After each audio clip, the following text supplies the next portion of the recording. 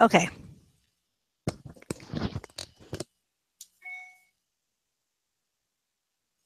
So I'm going to share my screen so that people see something.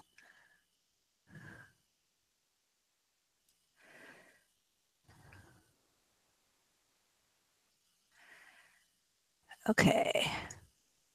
So let's go here.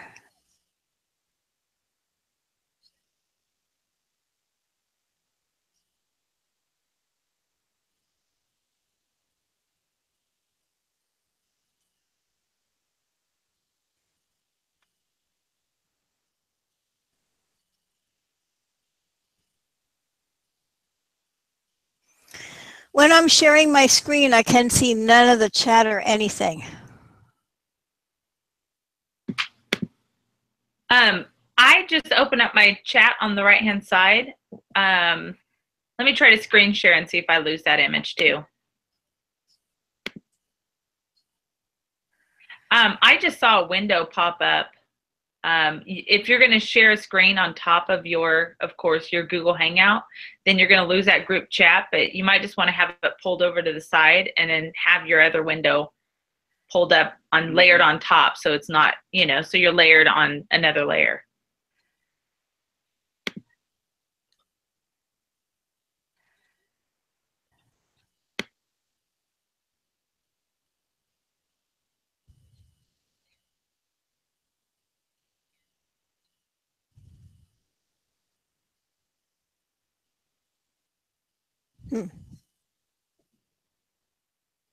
So are you seeing my screen now?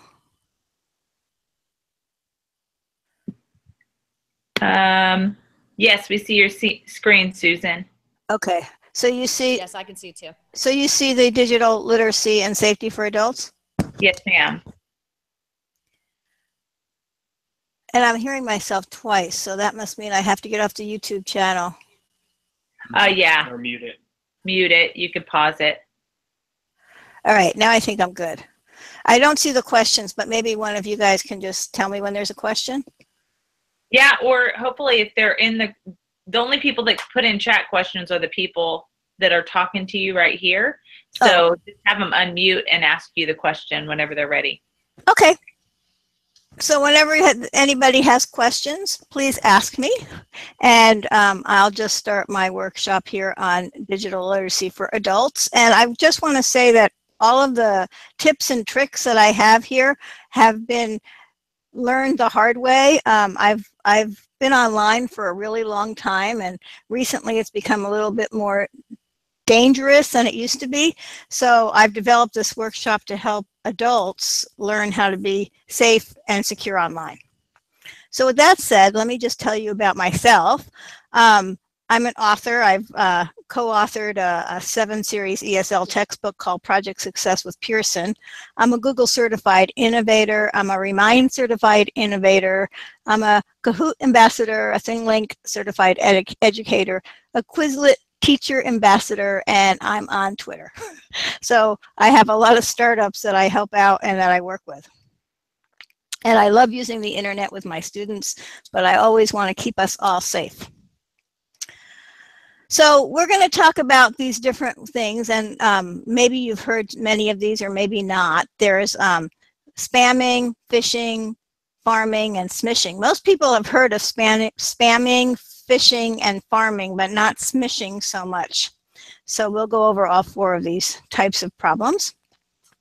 And I know that spamming was spam that came to my email box, but I did not know that it was called spam because of the spam from a Monty Python YouTube video where they actually talked about garbage and they referred to it as spam. So basically, spam is garbage in your email box, and this word came from that YouTube video from Monty Python, which you can see the link there if you're interested later. You can go ahead and watch that video clip. Phishing is when it comes from the word phishing, and it's where thieves fish for data. So as opposed to spamming that comes to your email, phishing, they put bait out and you take it. And you would think to yourself, or I would think, oh, I would never do that. But sometimes when you have a phishing email come to you, it looks like it's coming from PayPal, or it looks like it's coming from Yahoo, or it looks like it's coming from the Red Cross. And so you don't think about it as somebody trying to bait you. And I'll show you some examples of that later. The third one is farming, and farming is hard to protect yourself from. It's an automatic redirect to another website without your knowledge. Sometimes you get farmed when you type in the wrong letters of an email. And you have to know that you're being farmed, because sometimes the website itself looks very similar to the website you were trying to go to. You will see that they have slightly different addresses, and Google does do some things to help you protect yourself from that. For example, Google has this red light system that if you're in a trusted website, if you can see, I don't know if these pictures are clear enough, there's a little green lock at the top of the first one. That will show you that you're on a secure site. Or sometimes you'll see the little check mark with the VeriSign trusted, or you'll see the HTTPS, then you'll know that it's a safe site. If you see yellows, it means it's not secure, and you'll often see the lock with the little exclamation mark at the top corner.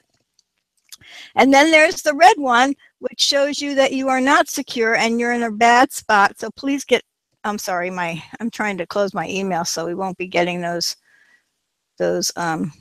messages. Hold on a second. Sorry about that. I'll go back to hopefully I go back to my Hangouts. Yeah. Okay, so the red means that you're in a very unsafe area. Get out of there immediately. So that's one way to make sure that you've got the green lock up there when you go to a shopping site or to a bank site. And that will help you with the farming.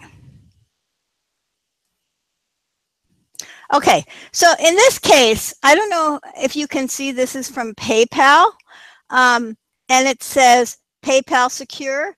Dear customer, we have noticed that some data from your bank account information seems inaccurate or unverified. You have to check your information in order to continue using our service smoothly. Please check your account information by clicking the link below. Now, would you say, and I hope somebody will answer me, that this is phishing or farming? I don't know if anybody's going to answer, but no answers. Okay. In this case, it's a bait, so it's phishing. And this actually came to me very recently, and I almost clicked on it again, but then I said to myself, no, Susan, stop. PayPal will never send you a link to click on. They'll tell you to go to your PayPal account and check in your messages. So this just came a few days ago, so I thought it was a good example of how easy it is to have phishing happen and you think it's safe and it's not. So this is an example of phishing, and had I clicked the link, I would have made my life a lot more difficult. Now here's one from the United Parcel Service, and it says, dear customer, the parcel was sent to your home address and it will arrive in 3 business days. More information and the tracking number are attached in the document below. And this looks really legit, except that I notice there's some grammar problems here. And when I see that something will arrive within 3 business days, that indicates to me somebody's speaking English as a second language, and that would not be the UPS notification, so I would not open up that link. And had you opened up that link, you would have been redirected to their website and your information would have been taken. So one of the ways, and this is farming, one of the ways to protect yourself is to check for grammar problems in letters such as this. So this is smishing. Maybe you have gotten this on your mobile device where you get these award-winning codes, and if you click on the link, it's going to give you a free gift card. Well, you're never going to get one of those, and you've never won anything. So this is phishing, but on a mobile device. So again, they're giving you bait, and if you click on that link, you're taking the bait, then you will be redirected somewhere and they'll be getting your information. So that's called smishing.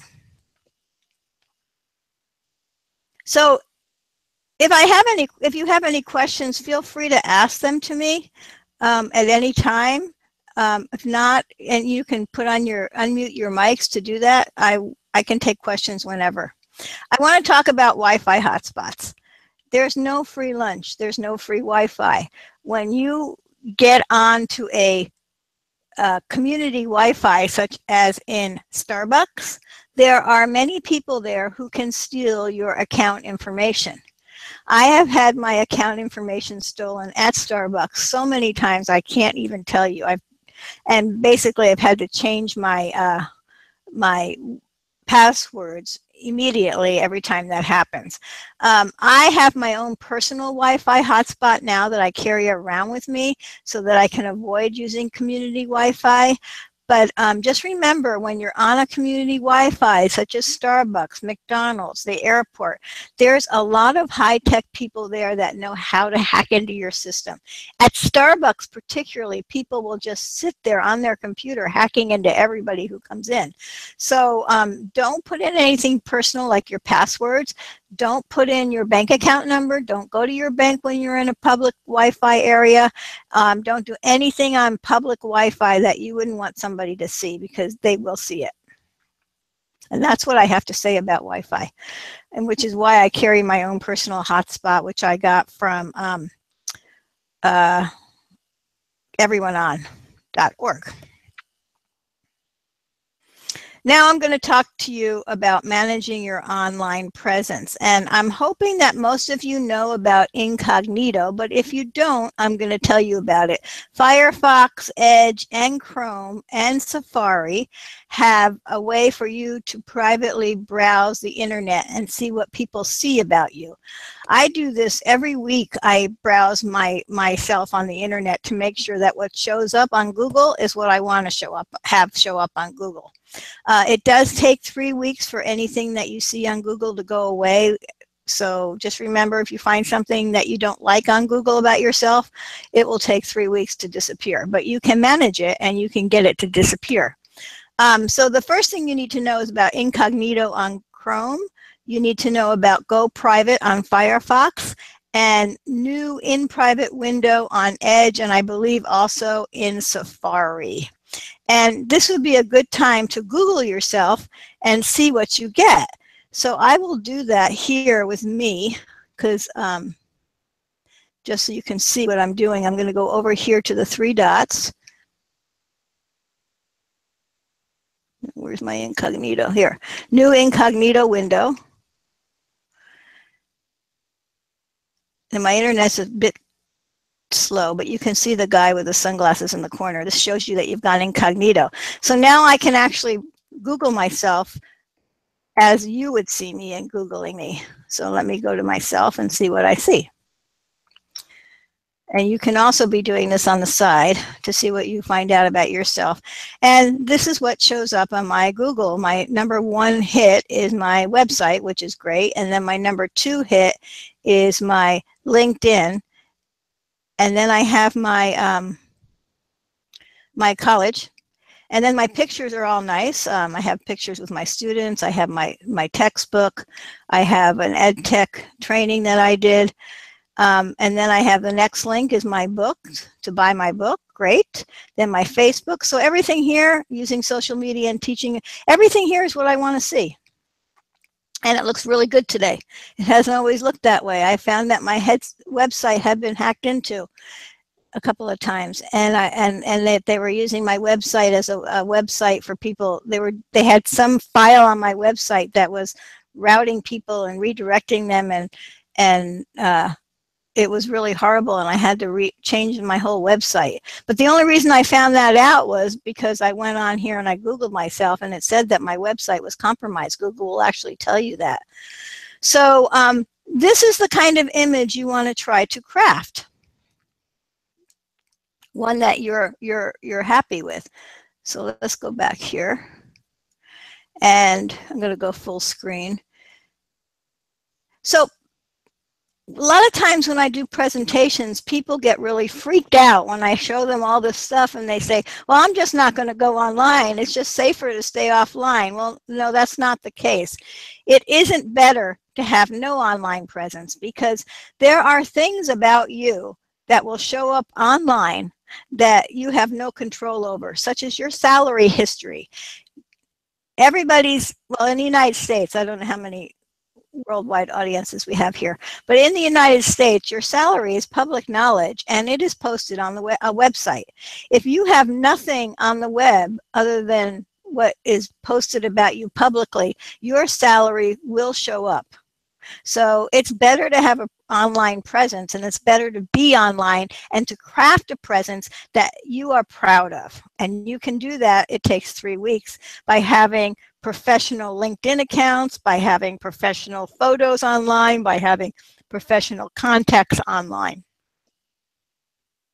One of my favorite books right now is my summer reading, and my summer reading style is Guy Kawasaki's book of The Art of Social Media. And in here, he has a bunch of tips on how to enhance your online presence. Number one, he says you have to have your picture. And so you pick a picture of yourself that you want to be everywhere online, and that's the picture that shows up. And that's what I have done. You should use your real name. You should not have a like Techie Tech or Tina Tech or something like that. You should use your real name because that's like your professional image. You would like to have a link to your website, blog, or About Me page. And this is important because this is like your little resume that shows up online. If you don't have one, he says to get one. You can set up an About Me page and just type a paragraph about yourself so that it shows up in your link in your Google search. And he says, have a meaningful bio which will help others find and follow you. It should describe your experience in the field of education. So this online presence becomes your, people will look you up. If you're looking for a job nowadays, they'll look you up to find out who you are, and you really want your Google search to show that. So he wants you to have an image of who you are. And it says you should choose an image that tells your story. And he suggests using Canva, which is a very nice free tool, which he designed actually. And Canva will help you to make an image that tells your story. And and Canva also does it so that if you're on the web or you're on the phone, it automatically resizes itself. And the last thing he says is to be consistent across all mediums. You want your followers to see the same brand on all of your social media profiles. This means you shouldn't change your profile picture every 5 minutes. I know a lot of people, is that somebody asking a question? Hello? No, maybe not. Okay.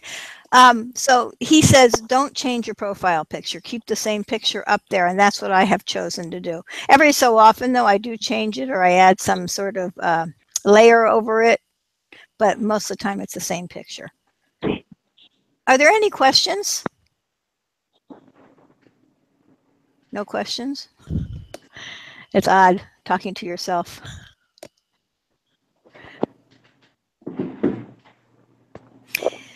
So if we have no questions, I'll go on to password safety. Of course, you know we have to have memorable passwords, and passwords are now really like a part of who we are and our life, and we have to know them and we have to keep changing them. And these are the rules for passwords. It must be at least 8 characters, cannot be easily guessed, shouldn't contain words found in the dictionary, should contain special characters, and should use a variation of upper and lowercase letters. And it makes me crazy. I'm thinking it probably makes you crazy too, how many passwords you have to have and how they have to all be so different. And this is something that happened to me very recently. And this is why it's important to have a system for passwords. So 2 weeks ago, I went on somebody else's computer and I signed on to my Gmail account on their computer, and somehow, I have no idea how, our accounts got merged. So as you can see here, there are, I will tell you, my friend Branca. Actually, it was a good thing she was my friend because it was devastating what happened here. As you can see, I went on to passwords.google.com to see what happened. And you can see that my passwords and her passwords are all mixed together. And not only that, if you log on to your Google account and you forget to log off, the person can log into your account. And if you look at the little, I can't show you this because we took a screenshot and we cleaned it all up. But if you click on that little eye, it will actually show your password. So I can see Bronca's Q password. I can see her Chase password. Chase.com is her bank account. If I click on that eye, I could see her password. This was horrible. So I really suggest strongly that you keep this. I'm going to show you now what mine looks like. We cleaned this all up. It took about half an hour. I'm going to show you now when I go to my passwords what it looks like. Just so you can see that it's all cleaned up.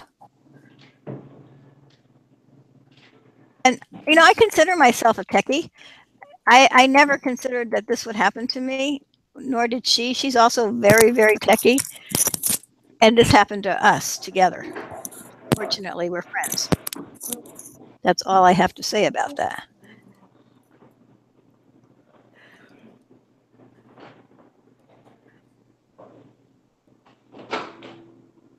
So it should be completely cleaned up, I hope. I looked on it the other day just to make sure, and it was pretty clean. Yeah, okay. So as you can see now, really, you guys, everybody needs to check this. So right now, you see I have no passwords. There's no passwords saved. These are all the places I've been to, which I'm okay with you seeing. But you see there's no passwords and there's no and I can just trash all this stuff. So now if my account gets merged, I'm safe because the difference between this, let me go back to the other one. The difference between this and, oh, I guess I lost my,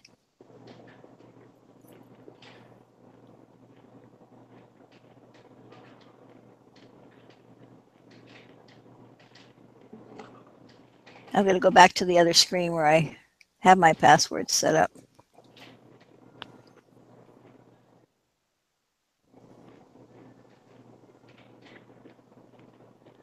My computer's running a bit slow.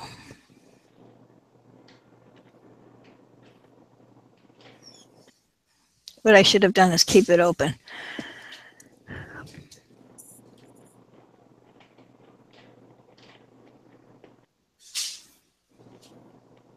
Okay.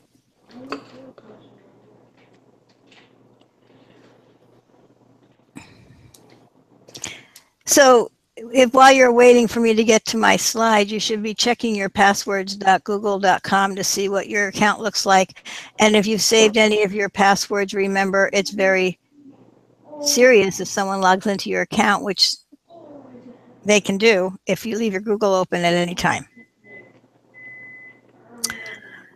So you see there's no I's now and there's no dots here because I got rid of all my saved passwords and I got rid of all of Branca's stuff. So this is something I really learned the hard way, but at least I didn't get into trouble because it was my friend.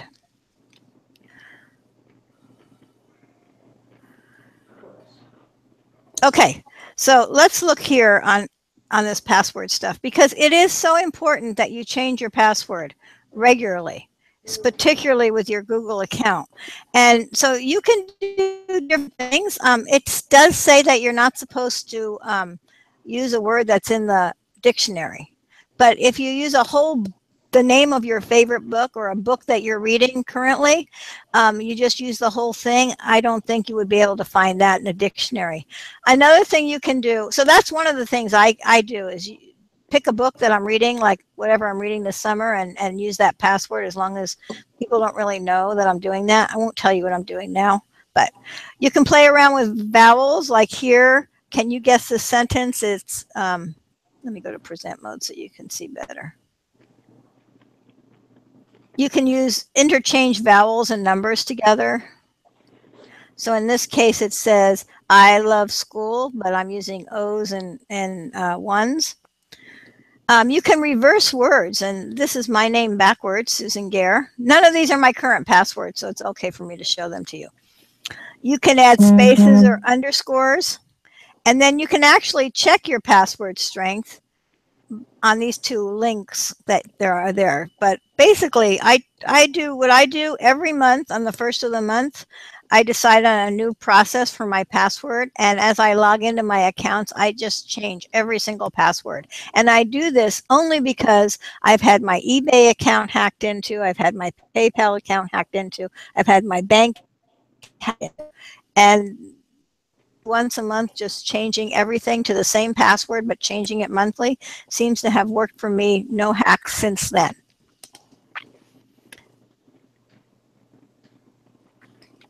Okay, now I want to move on to your settings on your iPad or your phone.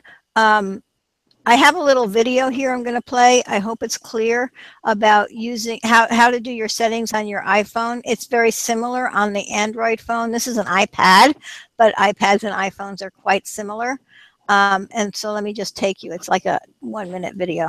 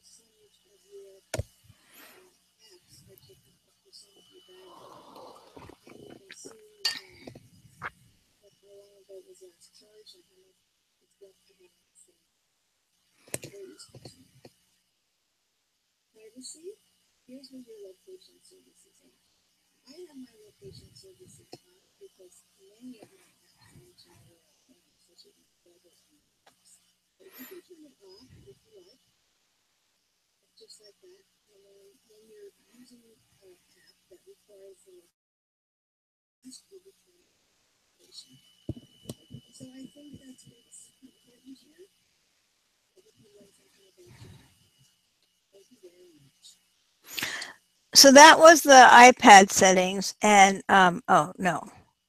And the important thing about your location services is that if you have that location services turned on, people can find where you are, and they know where you are. And also your photos will encrypt your location on the photo. So if you then put a photo on Facebook, everybody will know where you are. So with that being said, I'm going to stop sharing now and see if anybody has any questions for me. Let's see how I can stop sharing here. Here we go. Stop. Exit. I guess exit. And see if this is going to work. Yeah. So I've stopped sharing. Does anybody have any questions for me? That was all pretty fast.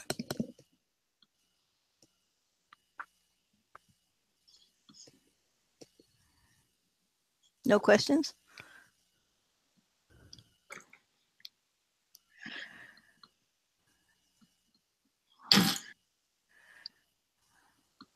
Hi, Julie. Hi. So I went through that pretty fast, but that's because nobody was asking any questions.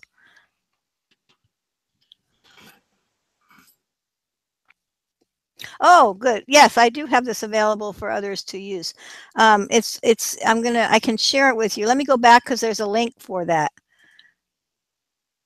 This is the, let me go back to the beginning of this. So this link here is how you get into it. And let me show you what else is in that link. Inside, this is a folder you're going to get to, and inside the folder, we have this Mind What You Do. I don't know if you remember this guy from high school or elementary school, Mr. McDuff. Anyhow, he now has a Mind What You Do online for adults. So I have that whole PDF file in there because it's got more stuff in there to help you with safety. And then I have, so maybe what I should do is I should take this and put it into the chat box. DLIT 2017. Let's see if I can just copy this and we can put it into the chat box here. Will that go right to YouTube as well? There. That's the link to the folder. And that's all I have if there are no questions.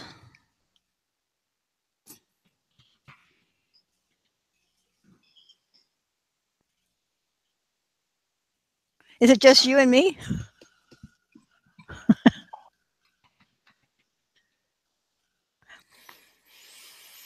Okay, so I guess we're done, huh?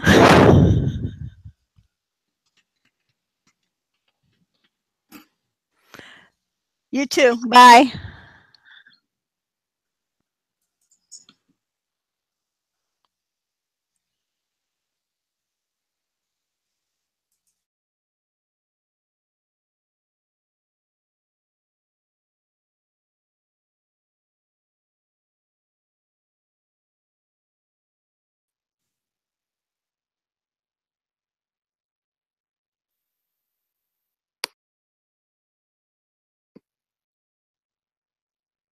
You out there, Dan?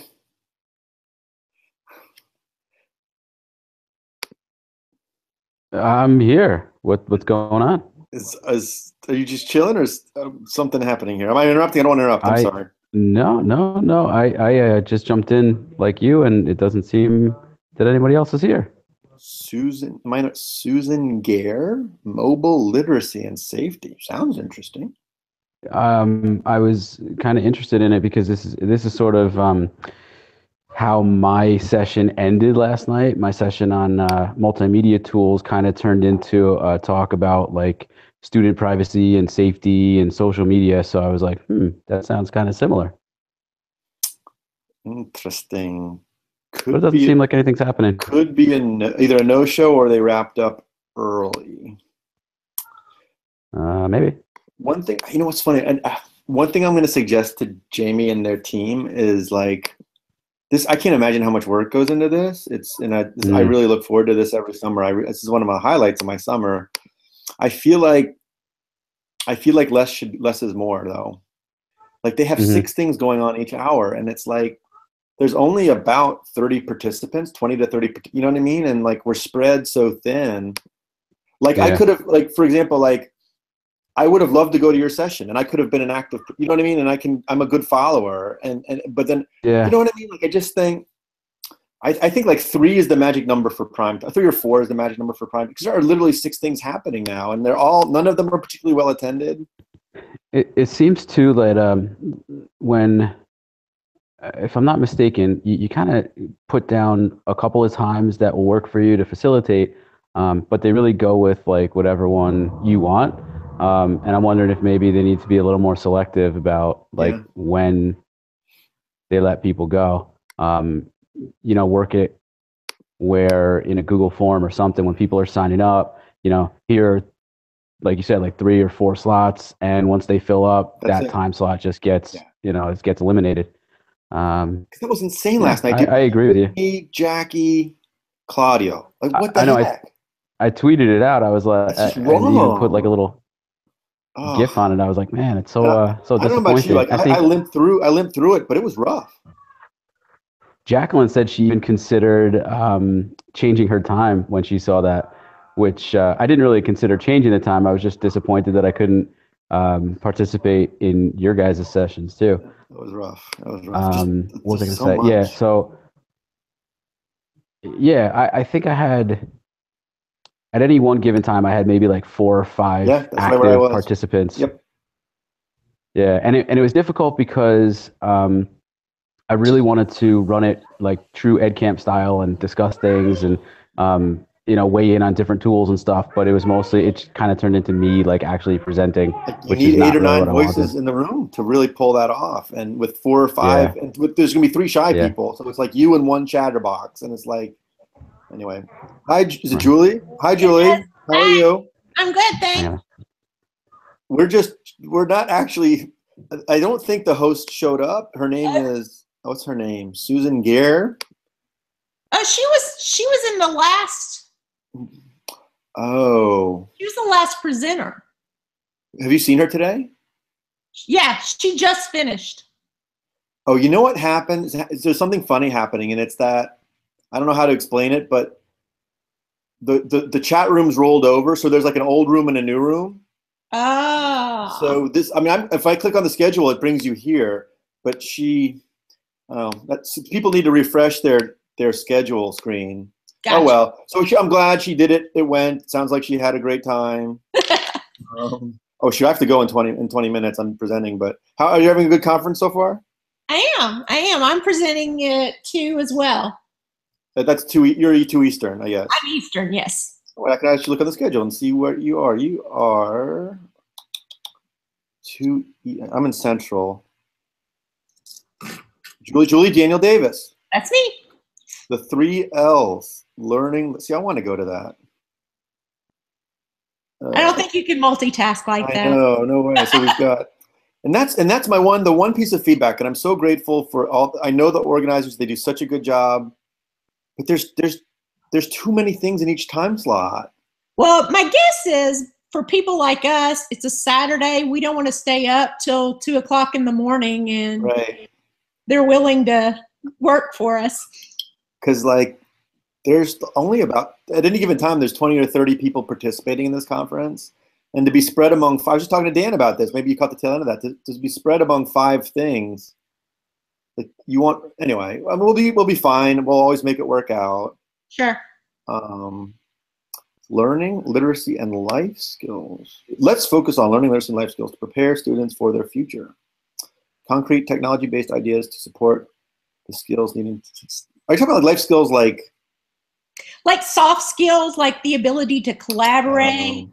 Things that more and more, because of where we are in this world, those type of skills are going to be more important because they are. Students today where we have no idea what their roles are going to be in life later. So to have those important life skills gets them ready for that type of thing. Nice. Well, I see you on Twitter. Do we need a tech coordinator?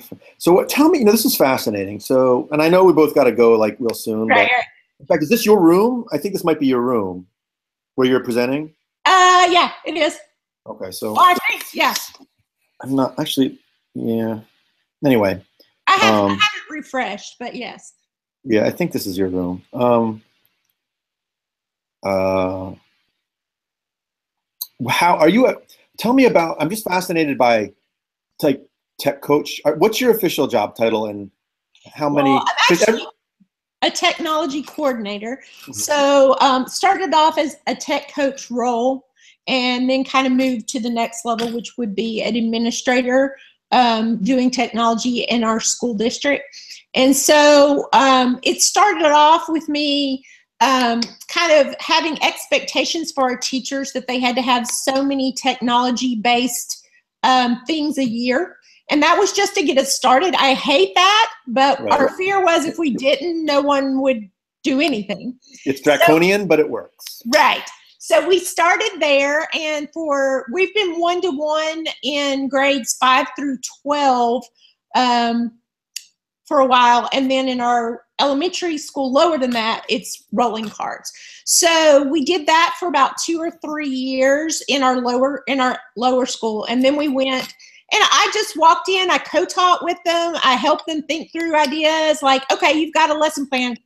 How can we add a little oomph to it? Or you've got a really good lesson plan. What do you want to do extra with it? That type of thing. I'm always fascinated. How does Chattanooga do? Like, I live near Virginia, and in Virginia they have one tech coordinator. So you're on the district level now. You used to be, I think, on the school level. In Virginia they have like one tech coordinator per like 1,000 kids, so about roughly one per school, So which is pretty generous, I think. Well, I'm in a private school, so we probably, I mean, our ratio is really good. Oh yeah, and in private schools it's more like 250 to 1. Like I know, right? Like my school's 300 kids. We have 2 tech coaches, and that's pretty common. One for each division. Like usually one per division is pretty common in private schools. One for the high school. I can tell you, in our district, our Hamilton County School District, I think there are 5 tech coaches for the entire district. How many schools? Oh, 40. Wow. Yeah. So that's a common model. Like there's a pool of them, and usually they're based in the central office, and they ship them out for teacher trainings or that. What I've seen is they've also, like, there's certain schools that have received more funding for technology. So right. They're and they'll pay most for one. schools, but that's not fair to all the other schools. It's a really hard thing, and I think they are trying very hard to create teacher leaders in the other schools and within the schools to kind of fill those needs as well. So that's kind of the goal in our public school systems. I see both sides, because like I need to move actually, and someday I'd like to live. I live in a different state as my girlfriend, and so I'm just fascinated with how different states do tech coaching. Sure. And you just raised a new model, like teacher leaders, and districts love it because it saves money, right? Because you don't have to hire that. Although I have mixed feelings about that, because I mean, both you and I, we probably spend hours a day learning new stuff. Yeah, I struggle with it. Teachers but have it's my vanity.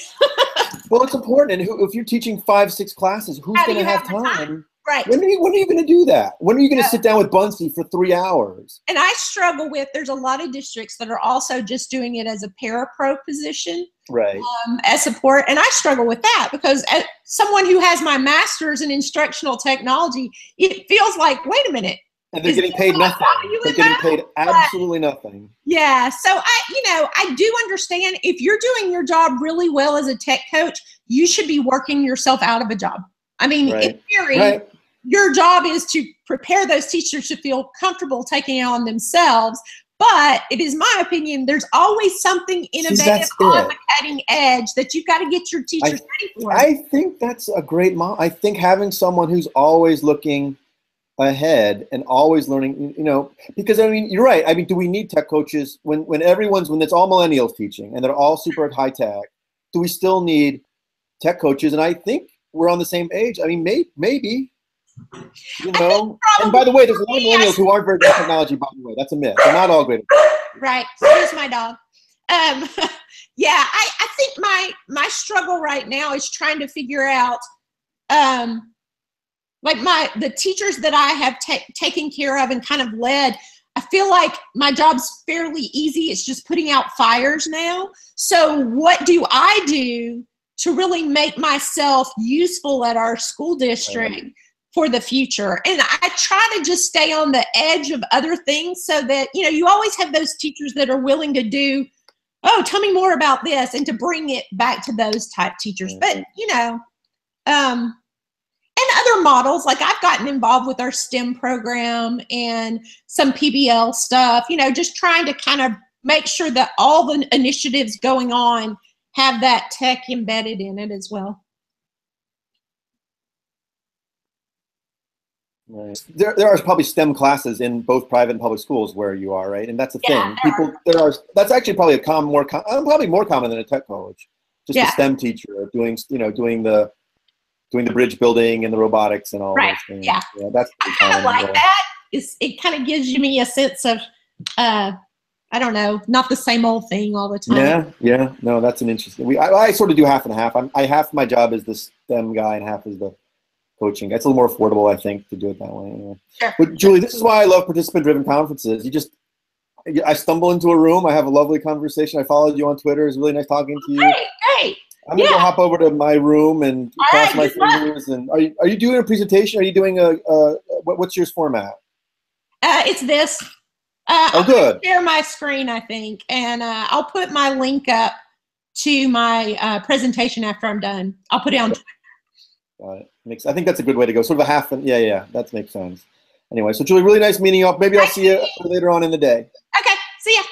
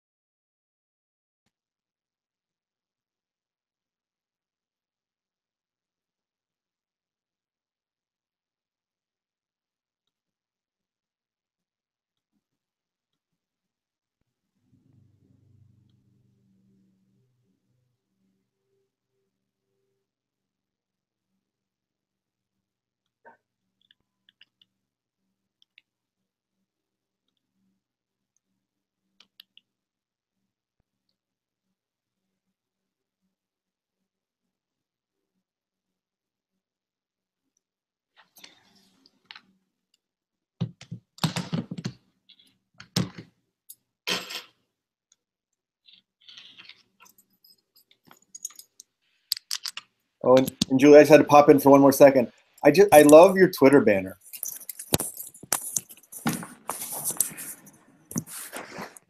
I don't know. Can you hear me?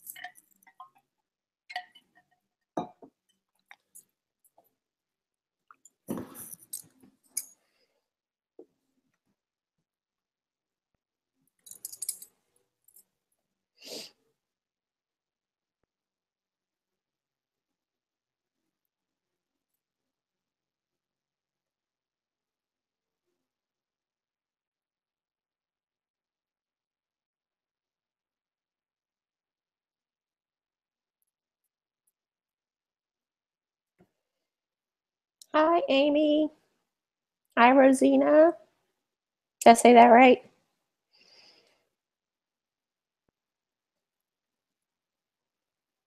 Got about 2 minutes, it looks like. Where are you from?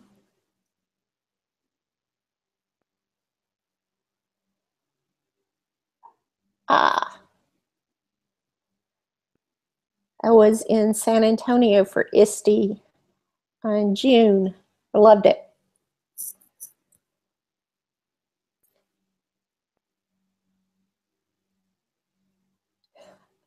Yeah, definitely hot there. It's hot here too. I'm in Tennessee.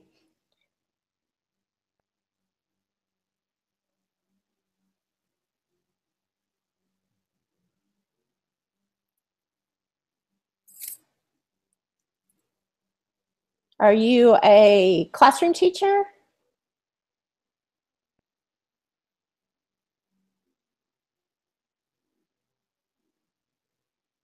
Oh, hi. Great to have you from New York. Is it Rosina? Did I say that right? Oh, good. Amy, what do you teach?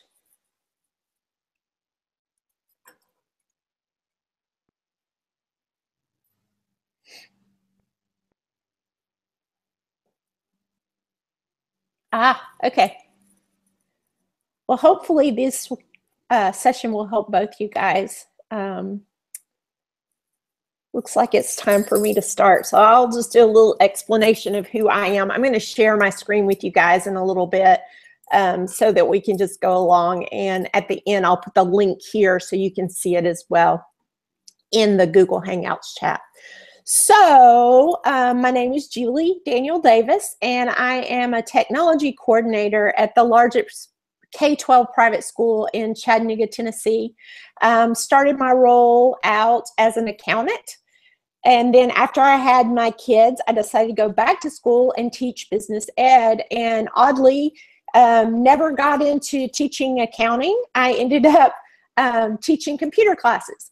And I was a computer teacher in an elementary school for years as an extracurricular class. Out of the classroom experience for the elementary students. And then about 3 years ago, I turned into a tech coordinator for our school. And now I am a tech coach. And now I'm the tech coordinator where I help teachers, students, parents navigate technology in education and in their homes as well. I also have done a little bit of blended learning with a prototype that we're doing at our school and our middle school as well. So I feel like as I look at where the world is, we are exponentially changing due to technology. And my role as an educator and in the role that I'm in means that I have to be right on the edge of how to best support education through that. So enough about me. I'll share my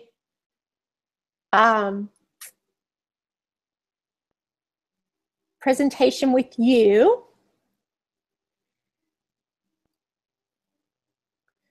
So at the end, as I said, I'll share this with you, but if you have a phone out, you can use this little QR code right here and you'll have it immediately. Let's go forward. So here's the reason I think this is important. In 1999, which was 18 years ago, because that was the year my youngest daughter was born, the U.S. Department of Labor said that 65% of school children would eventually work in jobs that don't currently exist. And the question is, how do we prepare students for that future, a future that we don't even know what it is? So that's why I feel led to share this with you today. You know what? I can't see if you have questions, so let me do a little switch out here. Okay. Sorry. I want to make sure that I can see you guys if you have questions as I'm doing this. Let me see if I can share it differently.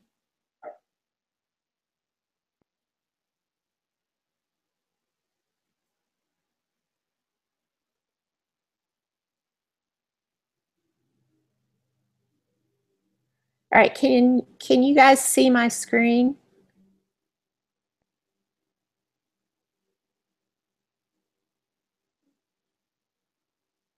Okay. All right, I'm going to go back and forth. Speak up if you have, because I can't see any of the chat while I'm showing my screen. So just speak up if you have something you want to share with me. I am not offended if you want to interrupt. So what I want to do is talk about preparing our students for tomorrow. So the way I'm looking at this is 3 different columns of types of skills. And then within each column, we're going to talk about what falls under that. So the first thing that I feel like I'm really called to do in my role is learning skills using technology. So I feel like technology can aid critical thinking, creative thinking, collaborating, and communicating. As I look at these skills, at our school, we actually, when we look at technology in the classroom, we look at that and go, okay, so which one of these 4 things are we doing with whatever idea we come up with? So that's where I come into a classroom. And the reason I do this is because of the ISTE technology standards. I don't know if you guys are familiar with ISTE or not, but ISTE sets, it's kind of like the overarching goals for all of technology. It's a nonprofit and it's very helpful for technology integration.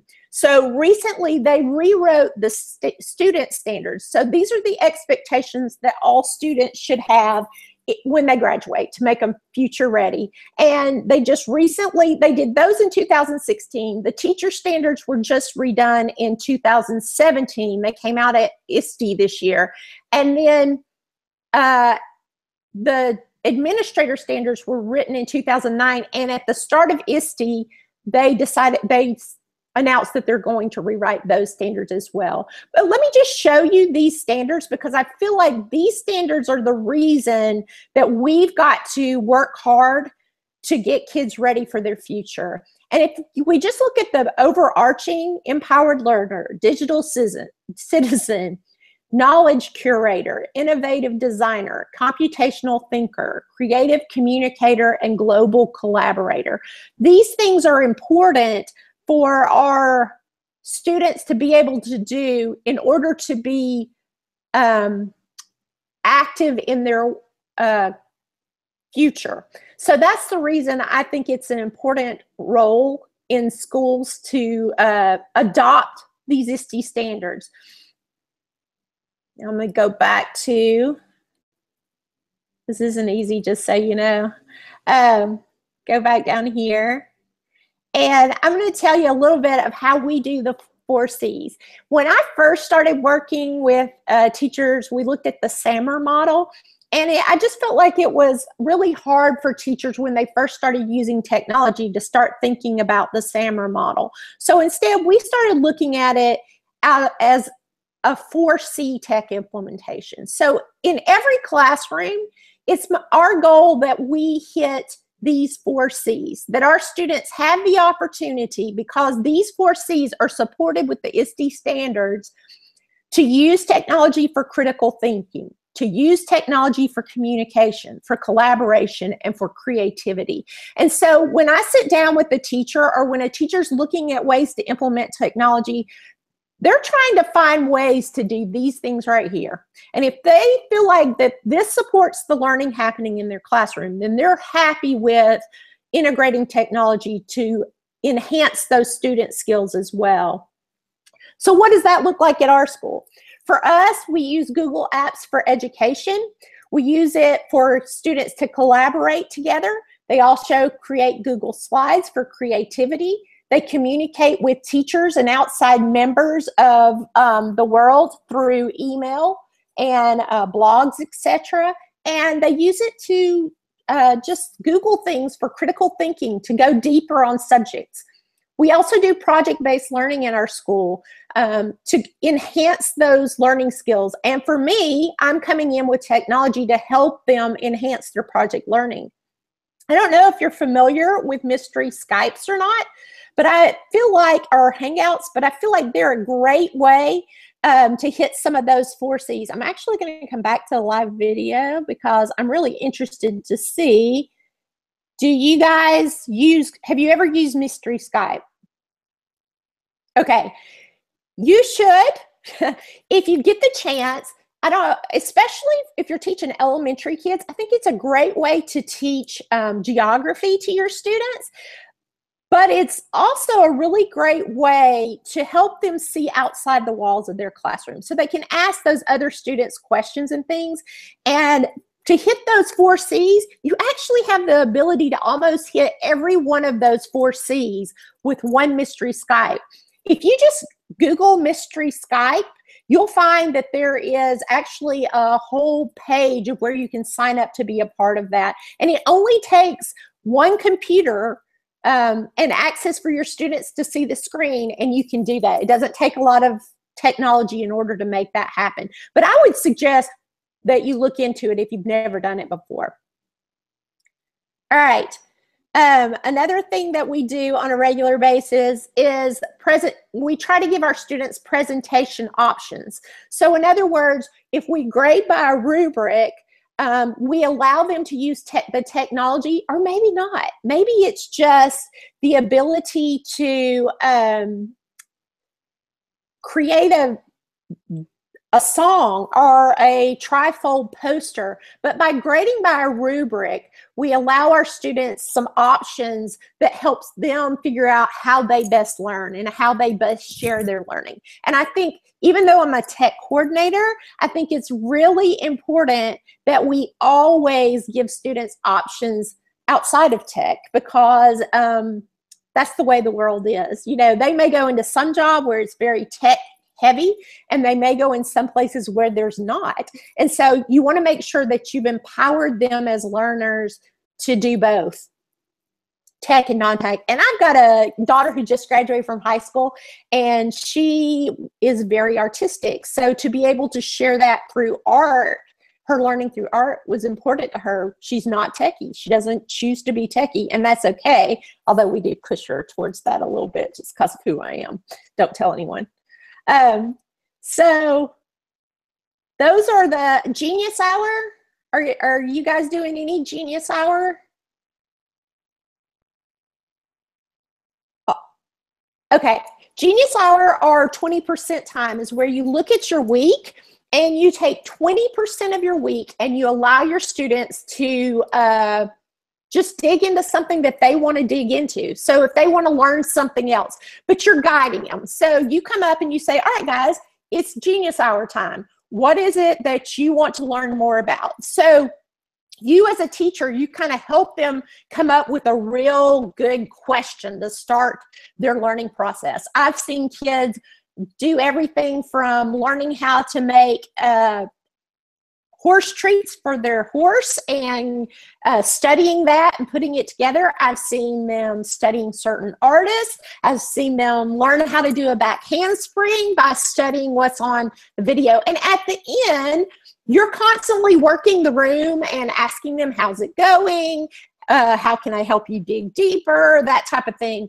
And then at the end, they're actually sharing their learning in some way. It's a really good way, especially if you're wanting to implement technology. It's a really good way to allow them to like create a slideshow showing what they've learned and how they've learned it and that type of thing.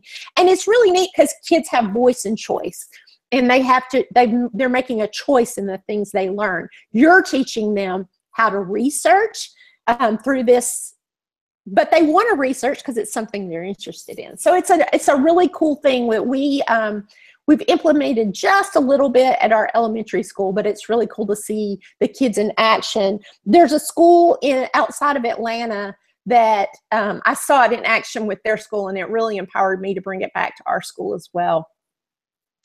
Okay, back to here. All right, and then the last thing would be coding. If you're familiar, if you have access, do you have access? Rosina, do you have access to technology for your classroom?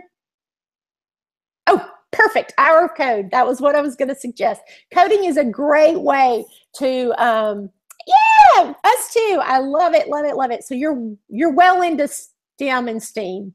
Okay, good. So that's a great way to integrate the 4 C's as well. Some of it comes really natural. Yes, I will. Wonder Workshop is the company that creates Dash and Dot, and they have curriculum as well. They just came out with a new set of curriculum that will come out in September, but if you buy it right now, you get like 15% off. So you ought to look into that. If you're are you on Twitter? Okay. Well, Brian Miller, if you get on Twitter, Brian Miller is a guy he is the education consultant for that company, and he can send you in the right direction. But he's a really good resource as well. But yeah, get online and type in Wonder Workshop, and you'll find all the curriculum for Dash and Dot. That's another great way to use these 4 C's is with your coding. That's awesome that you're doing that much. Is it just in your classroom? Oh, that's really cool. Okay, so your kids are really getting a lot of these 3 L's. Okay, 4 L's, sorry. 3 L's, 4 C's, just to confuse myself a little bit. All right, so here's the thing that I want to go over. Next is our literacy skills, and this is information, media, and technology. I don't know if you saw the recent article that Stanford did where they did research, and 60% of high school and college age students could not tell the difference between real news and fake news. We're in a place where I struggle with that as well. So this is an important part of our life, because what we're learning is just because kids are digital natives doesn't necessarily make them good digital learners. So we have to teach them how to curate the information that they're given. With this comes many things, recognizing that technology in many forms, and understand that the line between science and technology is often blurred. I think kids need to start learning about the ramifications of wearable tech and where the future is going with this, and where do they stand? What do they think is okay and what's not okay?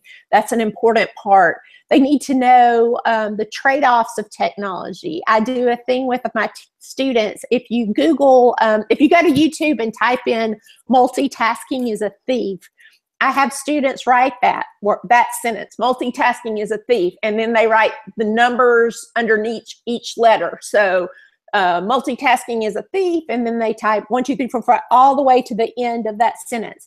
And they time themselves and how long it takes them to do that. And then I have them do the same thing, but instead they write M1, U2, L3, and then they time themselves on that one all the way to the end of the sentence. And it shows them when they get off task from what they were doing, how much extra time it takes. So we've got a responsibility to show our students why it's important to sometimes leave the technology alone so that you can get the job done, and to really do face-to-face well. If you see all these things written here, we have to help students understand how technology is shaping our society, and that they all have risk. And as much as there's good, it can be used for bad as well.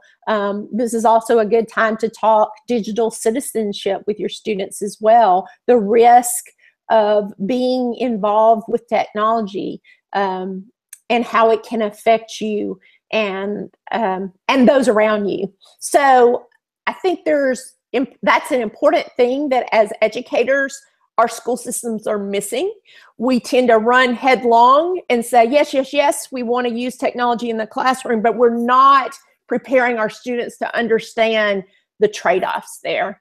And and that they have, there will be other skills in their lives that they need as well. All right. Face-to-face time is important. So true. Are there any websites out there that are free that streamlines from passwords for multiple websites? Clever is a good one. I'm not sure if you can do that. I think that has to be district. Clever's free, but I think it has to be district. I'm not sure. You might have to check to, yeah. As far as any others, I'm not sure. I don't know of any right off the top of my head. Yeah. All right, and back here. Sorry, I keep going back and forth. So these are ways that I help my students navigate literacy skills. Are you familiar with Instagrok?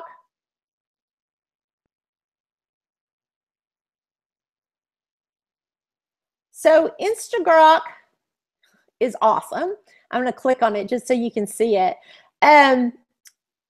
So I just type in any topic that I want to. So let's type in passwords. And I hit Grok. And then what it's going to do is it opens up and it kind of guesses what you might want to know more about. So you can click on that one, and then it's going to make some educated guesses for you as well. I love this because it's teaching your students a lot about keywords along the journey. But it's also very visual and helping students see the different aspects. I find it a really cool thing when kids are doing research, especially.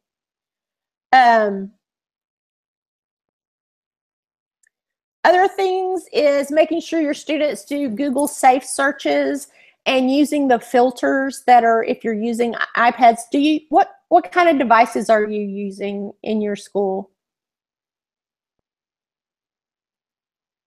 Okay. And making sure that, you know, it's not really up to you. I'm sure it's district level, but that they're making wise choices in where they're going. Aha, I love them, love Chromebooks.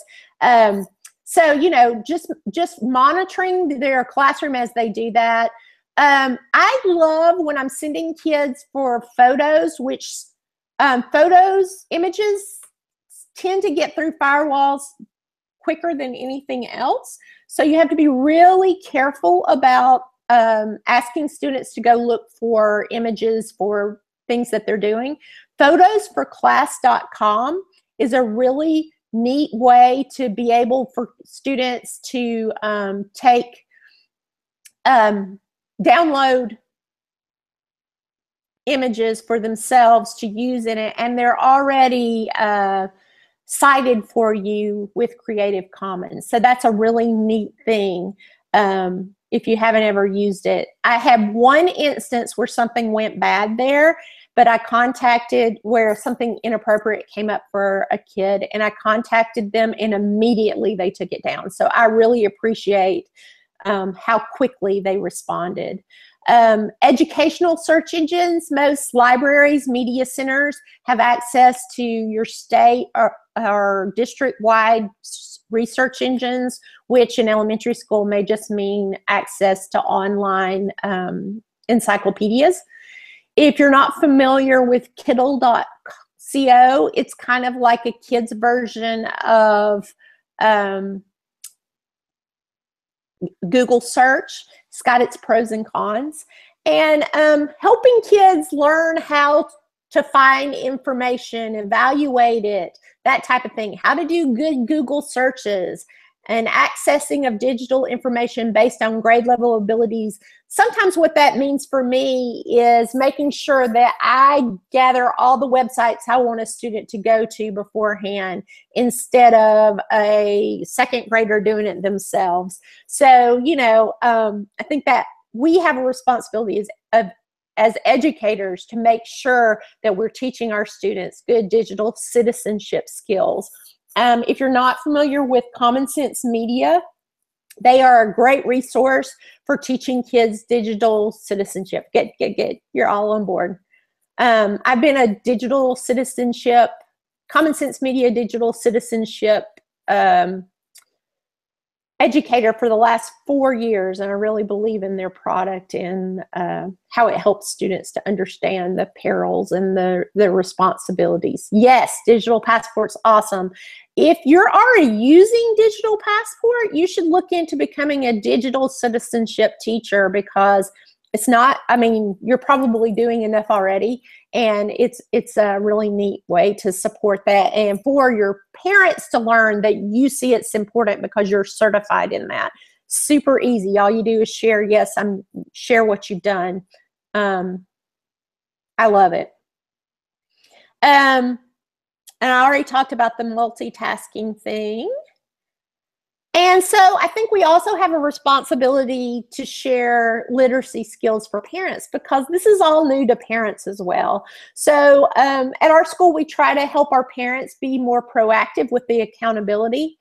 If you are, you might be familiar with rpac.com or Disney Circles, or having shared iTunes accounts, have them go to Common Sense Media to look.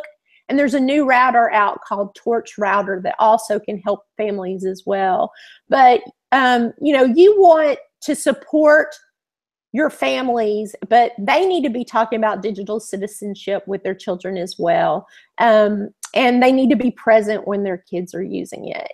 I think we all learned about technology at the same time, because mobile technology hit the world really quickly. And so a lot of families just don't feel like they know enough. But to just occasionally send out a newsletter to your family saying, hey, you know, I just want to make you aware of these things. And here's some good ways to support your digital learning at home and just technology use at home, because it's a really, it can be, especially with our elementary kids, they could get to a lot of things really quickly that we don't want them to get to. So I think it's important for us to affirm those families as well. So lastly is life skills.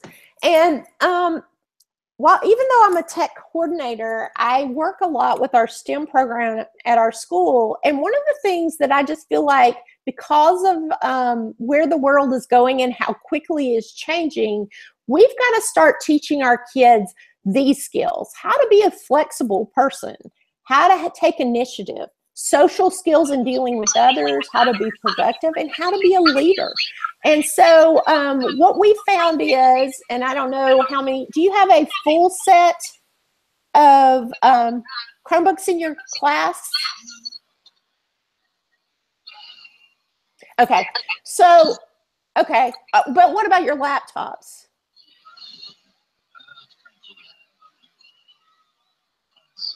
Okay, so what research is showing us is that when students spend time together working on technology, their learning actually is better than if everyone has their individual one, especially in elementary school. So if you're in a classroom where you just have a few, you know, a little bit of technology, pair them up.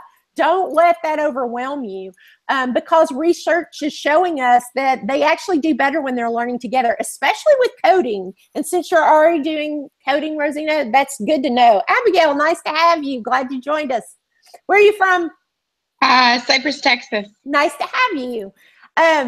Okay, so going back to my thing, the way I do this is I have these kids work in groups a lot, and we work on our life skills with technology, but basically it's through their group interaction.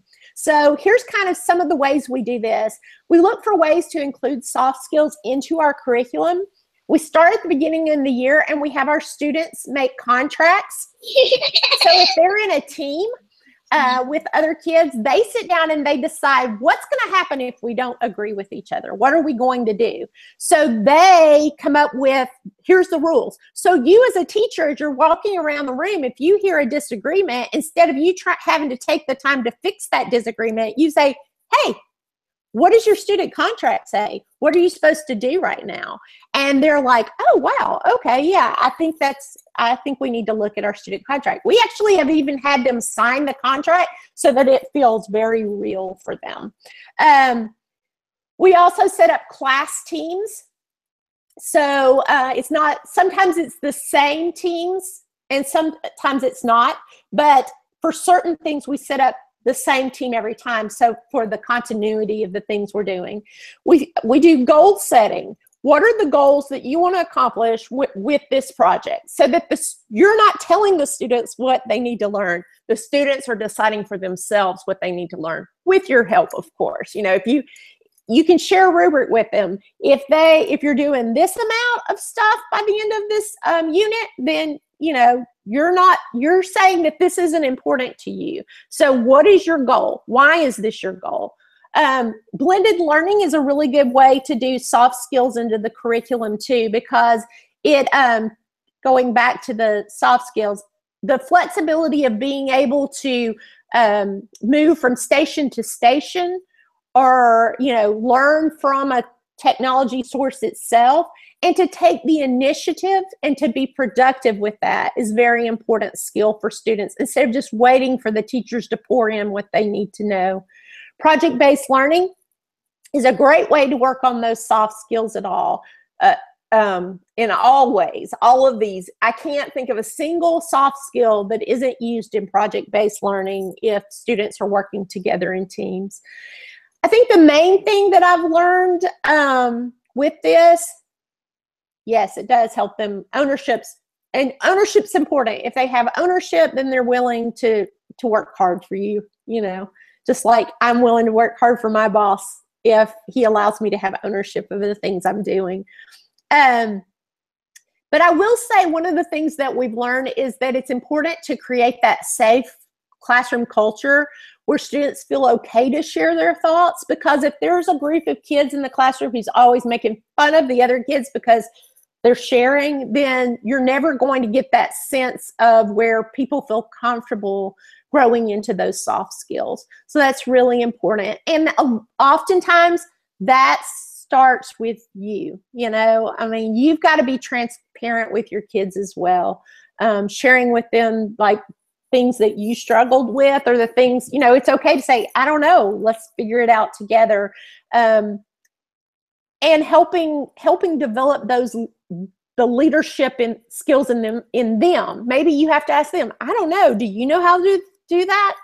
A kid really thrives from that, and that soft skill is really important.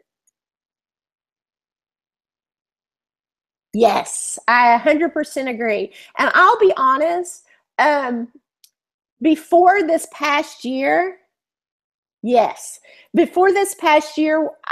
think I was really guilty of coming into a classroom, here's what we're doing today, let's do it, bam, bam, bam. And every single thing they did looked exactly alike, because I didn't give them any sense of really figuring out who they are and how to make that look like something that belonged to them.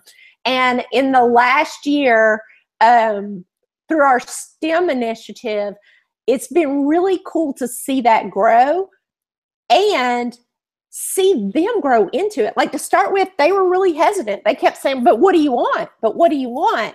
But now, you know, it's like, well, here's what I'm doing. It's amazing in 1 year how the culture has changed dramatically at our school, because we made that a priority to give them ownership in things, and give them a little bit of voice and choice, and being able to speak into things. And it's exciting for me, because that's where, you know, I think it was, I can't remember, somebody really smart and intelligent said, it's important, education is what's left with you after you've forgotten everything you've learned at school. And isn't that true? I mean, you know, I don't remember the atomic value of anything I learned in chemistry, but I did learn the process of scientific thinking in chemistry. And so I think it's important that we teach these kids how to think and help them learn how to think and how they think best and how they learn best. And so that's what I feel like technology has been able to do for us at our school, is kind of open that door to greater thinking. And it's been really fun to see that happening over the last year. And me being really honest with them and saying, you know what, sometimes it makes me nervous when I'm not in control. And really it does, but I'm getting better and better at that. So I leave this with you one more time, and this is a repeat. In 1999, the U.S. Department of Labor said that 65% of school children would eventually work in jobs that do not currently exist. How do we prepare students for this future? You know, that's the thing. I'm working in a job now that didn't exist. There were no such thing as tech coaches when I was in elementary school. And so to prepare our students for jobs that don't exist is going to be very, very important for their lifetime. And I want to be able to say that because we use the ISTE standards for students, we empowered them to think beyond learning just from a person, that they were able to learn using technology, and we've given them skills to learn using technology as well. And I think that's going to be really important in their lifetime. And then the last, I said this was the last thing, but I want to go over this too. One of the things that I also think we need to start talking about with kids and with adults is the ethics of technology. We're already in a world of augmented reality and virtual reality. There are personal digital assistants like Amazon Echo and Alexa and Google Home. There's wearable technology, Google Watches. And how far away are we from brain interfaces? And while it may seem crazy to us, I know for a fact that there are companies out there already creating contact lenses that allow you to see your technology. We've got to be thinking about, what does that mean for us as humanity? You know, at what point do we say this is taking it too far, and this is we still need to be who we are? As educators, how do we know if a student has a contact in their eye and they're looking up all the answers? It may mean that we are having to change the way we teach. Maybe we have to stop asking Googleable questions, and we've really got to start doing more things that allow students to really dig deeper and think deeper. Technology is changing, and just because I have this in my hand at all time doesn't mean that I'm necessarily more knowledgeable. It just means that I have access to information. And we've got to teach our kids that access to information and knowledge aren't the same things. And we've got to make sure that they understand that they have a responsibility to decide what's enough, what's too much, and they've got to have a voice in this world for that. And I'm soapboxing a little bit right now on this, but I think that that's going to be the next really big thing in this world, is navigating what's happening in the accelerated world of technology that we're living in, and how does it affect learning, and how does it affect all of us day to day, what's good and what's not good. And then just to repeat, to be future ready educators, what does it mean?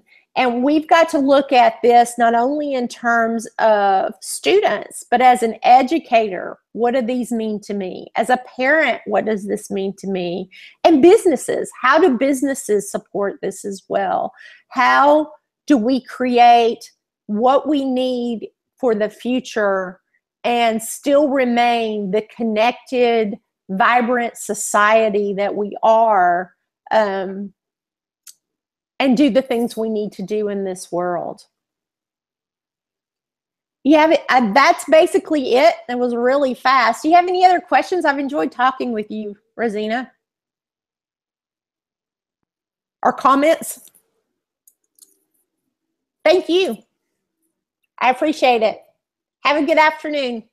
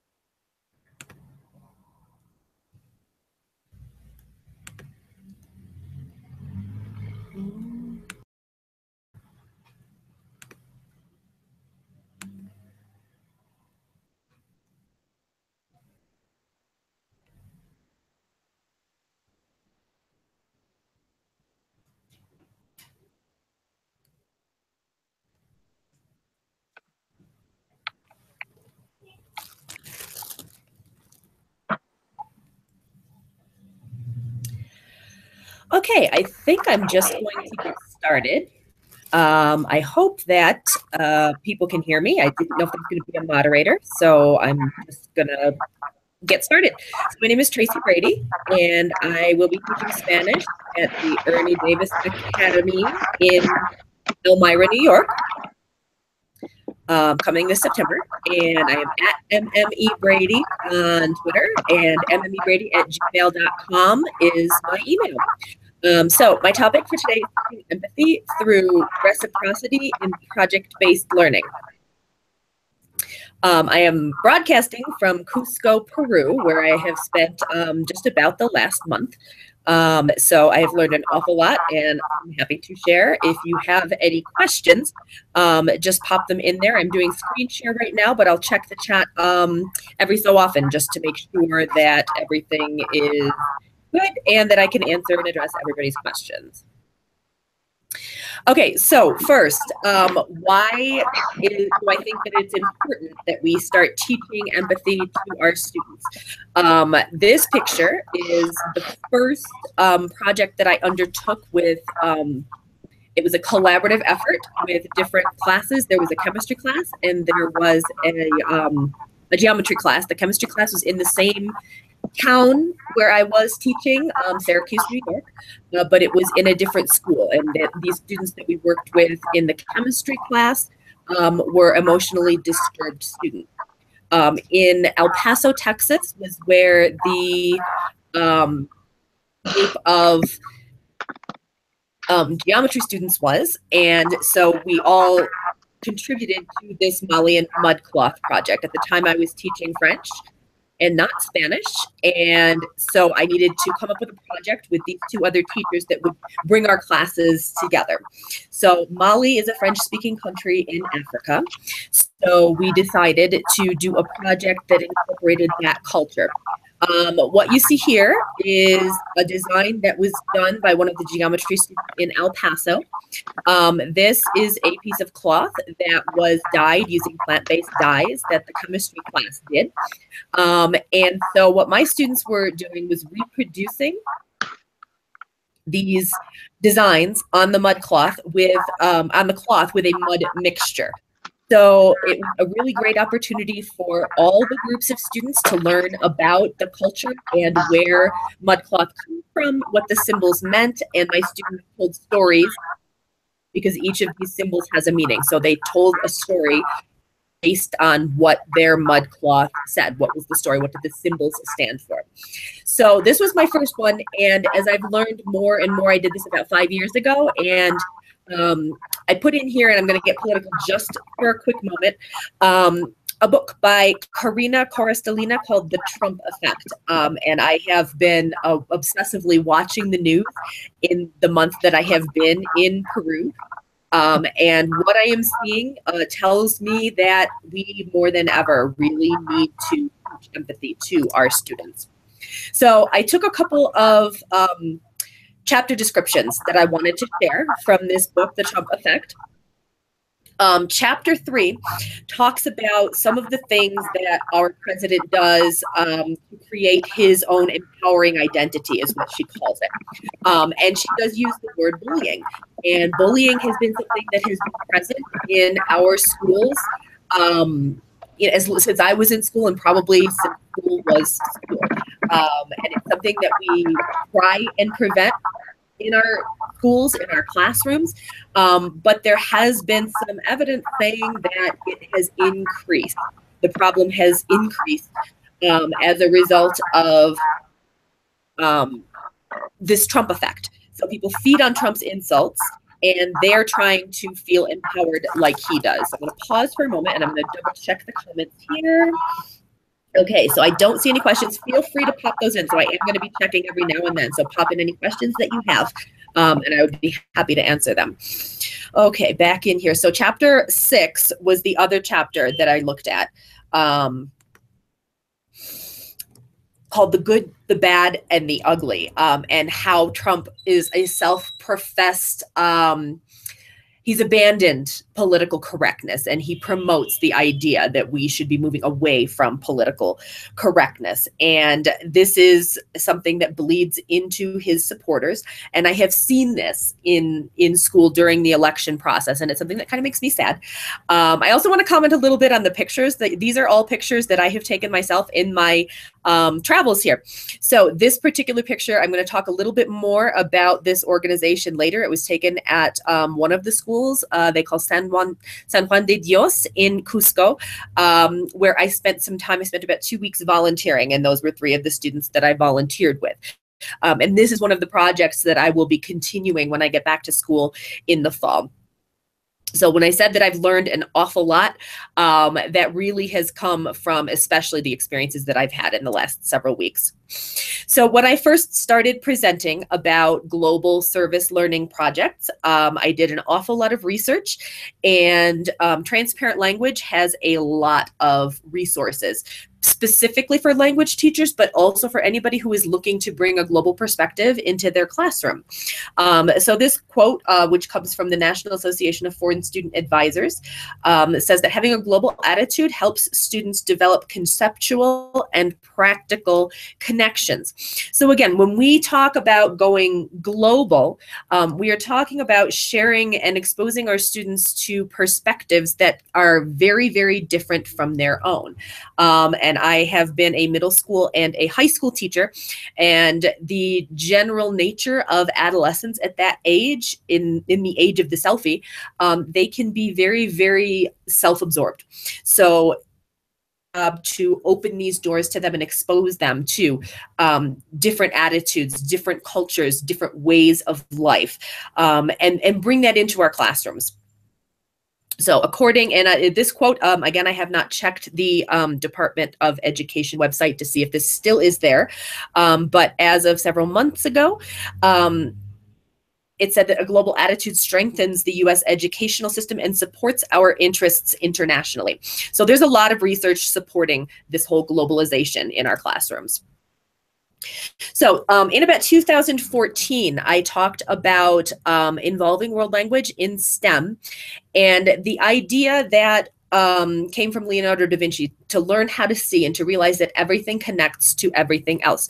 So regardless of what your content area, what your specialty is, I really believe in the importance of connecting with other content areas in this connection with our students. So we're connecting all of the contents together and working on a global level. And one thing that I always say is that when our students go out into the world, they're not going to be seeing experiences with little Post-it notes all over saying, use your math skills here, use your history skills here. The world doesn't work that way. The world is integrated, and they need to be able to use their skills in an integrated way. So this is why I have advocated that we bring STEM and we bring language into STEM and we bring art into STEM, so that all of these things are pulled together. So I'm going to pop back again, check and see if there's, a few things. Okay, so, Kristen wasn't muted. Thanks, Kristen. And chats between people, fantastic. Good to see you, Matt. I didn't see that you had popped in. So I'm going to pop to the next slide here. So project-based learning is something, if you are not familiar with it, has been kind of in the front burner of the education world for several years now. The Buck Institute, BIE.org, is a really great place to find resources.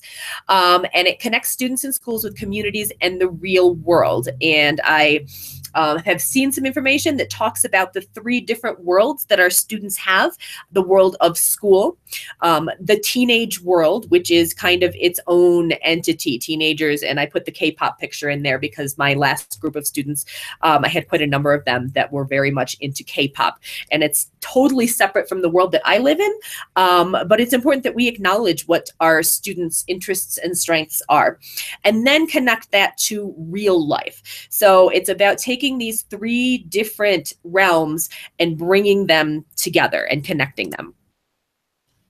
Also, as I started my journey connecting with other educators on Twitter, probably about 7 years ago, a lot of people say that the smartest person in the room is the room, because the more people you have and the more ideas, and you crowdsource these ideas, and then that's when the flame strikes and you can really start to advance and make some progress.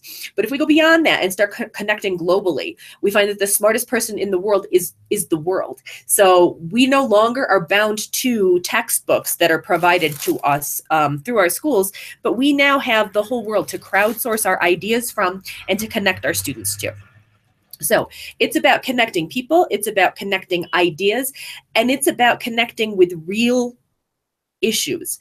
A lot of times I think that our students really just don't understand that they are capable of making a difference on a global level. They say, in their minds, well, we're just kids, we're just teenagers. What can we possibly do? An awful lot. I have seen projects that have been done by even elementary students, and they truly can get out there and make a difference in the world. So how do we connect our students as far as being able to communicate? So we have FaceTime, we have Skype, we have Facebook Messenger, and we have Google Hangouts. And I'm seeing that, okay, so that's still in there. Hopefully this is still going according to plan. So those are just ways that you can connect your students and connect yourself to other professionals. Around Christmas time, Snapchat, which I have been a huge advocate of bringing into the classroom for a couple of reasons. One, because all of our students are on Snapchat. It's something that's really, it's their world, it's their realm. That definitely fits into the teenage realm. But there are also a lot of teachers, a lot of professional educators that are using Snapchat in a very real way. And now that they brought groups into it in December, it's a way to create a closed environment for your students. So let's move that one on. Periscope is a way to broadcast and connect with the world. Past the Scope EDU is a group that I got involved with a little over a year ago, and they do some fantastic work, and really the impact that they have made has grown exponentially. But it's a way to get your ideas out there, and it's connected to Twitter. They recently added the ability to, just with a click of the button, you can broadcast via Facebook as well. All right, I'm going to just double check in here. I think we're good. Okay, so far no questions. Fantastic. Okay, so Skype has been around for a really long time. Skype recently has been joined with Microsoft, maybe not that recently now, but they offer 5 different ways to bring the world into your classroom through virtual field trips, Skype lessons, Skype collaborations, mystery Skype, and guest speakers. I am a fan of mystery Skype because I really think that's a way to connect students with their peers around the world, or even just around the country if that's more applicable to your classroom. So if you go in, you can get connected. Sometimes it's easier, actually a lot of the times it's easier to make your own connections first and then bring it into Skype, because if you go through, there's a way to get into the Skype system and find classes with similar interests, professionals with similar interests, but a lot of times I found that it's an awful lot of effort to put in, where I've put out maybe 50 different requests only to get one in return. So that's just play with that as it works for you. So I had mentioned Google Hangouts, which is basically what we're doing now. But there are also on Google Plus some communities that are really great for connecting and making those professional connections rather than going through the Skype Microsoft system. So Connected Classrooms on Google Plus is really fantastic. Connections-based learning, Sean Robinson's group, is full of really passionate educators that are looking to bring this learning to a global level. And then Learn Around the World, which is a little bit more specific, and they offer opportunities rather than you creating your own opportunities to work with your class and another class. Voxer has been invaluable as far as making professional connections, and 2 groups that are really great. Again, Connections-Based Learning has its own group on Voxer, and EduMatch, which has just done an amazing amount to grow the connections that I have. Okay, Flipgrid has exploded within the last several months, and Flipgrid is a way to communicate asynchronously. There are also some Flipgrid chats that go on, but asynchronously you respond to a prompt in video format, and then others can respond to you. Recap is something that I have used in my classroom that is similar to Flipgrid, but it is a more closed system. So you put the prompt out there and students need a code to join and to respond. VoiceThread is something else that's been around for a very long time. It's a little bit pricier, but you can create slides. Students can have conversations back and forth with each other in the actual thread that you create. So they can respond in image, they can respond in video, they can respond in audio. It offers a lot of ways to connect. Okay, so back to project-based learning and the basic tenets of it, that you have an authentic audience. And that's basically, a friend and colleague, Laura Sexton, broke that down to basically, it's somebody who cares about what you're doing. When we're doing an empathy-based service project, it's more than just an audience, it's a collaborator. So you want groups that are able to collaborate with you. And I'll talk a little bit more about how that fits in and how it's just a little bit different than just an audience. Student voice and choice. So students have a say in, could be the groups that they work with, could be the project, could be the piece of the project that they want to undertake, but students need to be involved in the process from the beginning.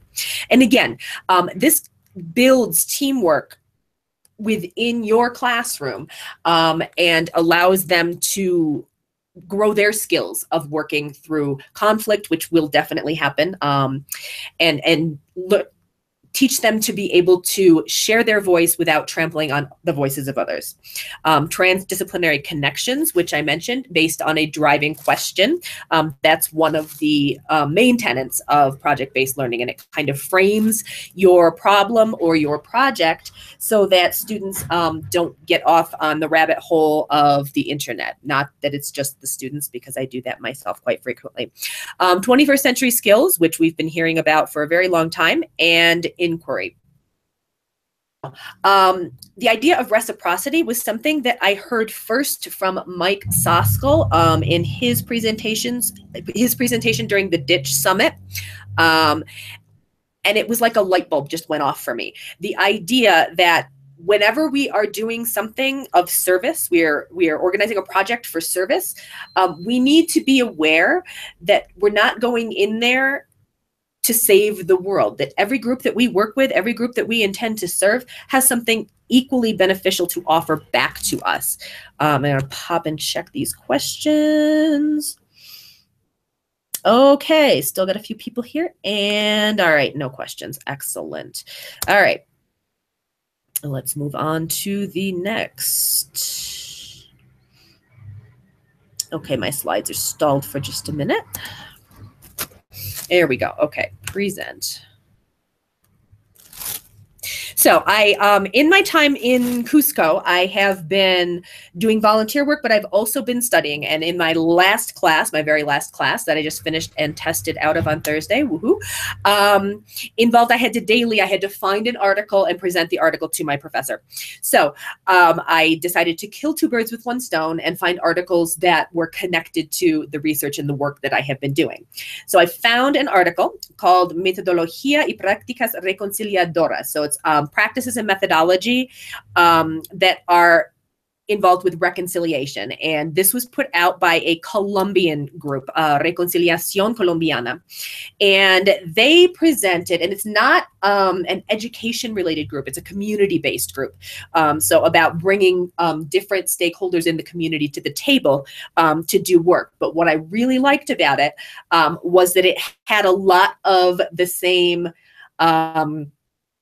principles as project-based learning does, but it also added some elements that I think are really important and definitely could be applicable to the classroom. So confidence, empathy, cooperation, and reciprocity. So the two things that jumped out at me were empathy and reciprocity. But then confidence was something that, particularly in a language classroom, we talk about the affective filter and lowering the affective filter and making our students comfortable and showing them making them feel like they can accomplish something and like they are confident in going out and sharing their work with the world.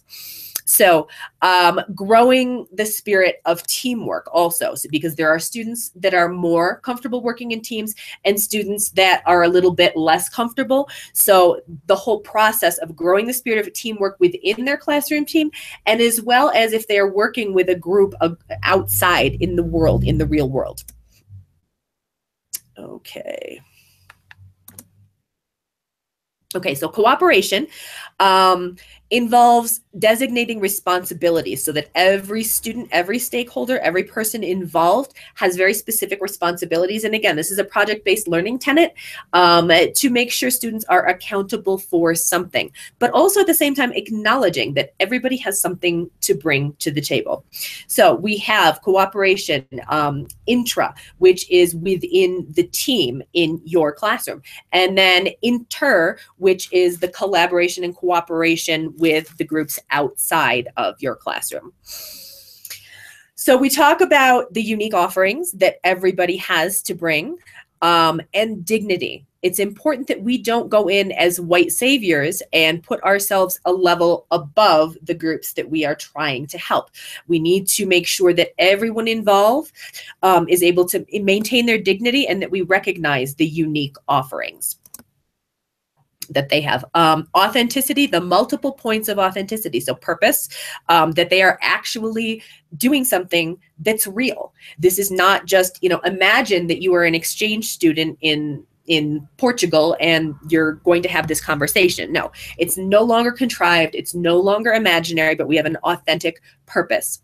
Authentic place, this is the global piece, that you are working with global communities. It could be a classroom, it could be another organization. And again, the authentic audience. So this is something that I did a long time ago with my 8th grade and 9th grade students of Spanish and the life skills class in that school. Part of the reason was because the life skills class, they have access to a kitchen and we don't. And they had also been growing, and this is a project that I'm going to be doing with the San Juan de Dios organization, where they had grown their own herbs. They do a lot of cooking.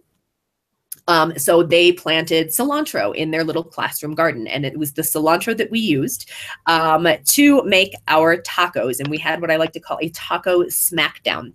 Now, in this case, our authentic audience, this was not global except for the research and the authenticity piece of the tacos. So we did a Taco Bell or authentic Mexican style taqueria tacos, and we did a smackdown.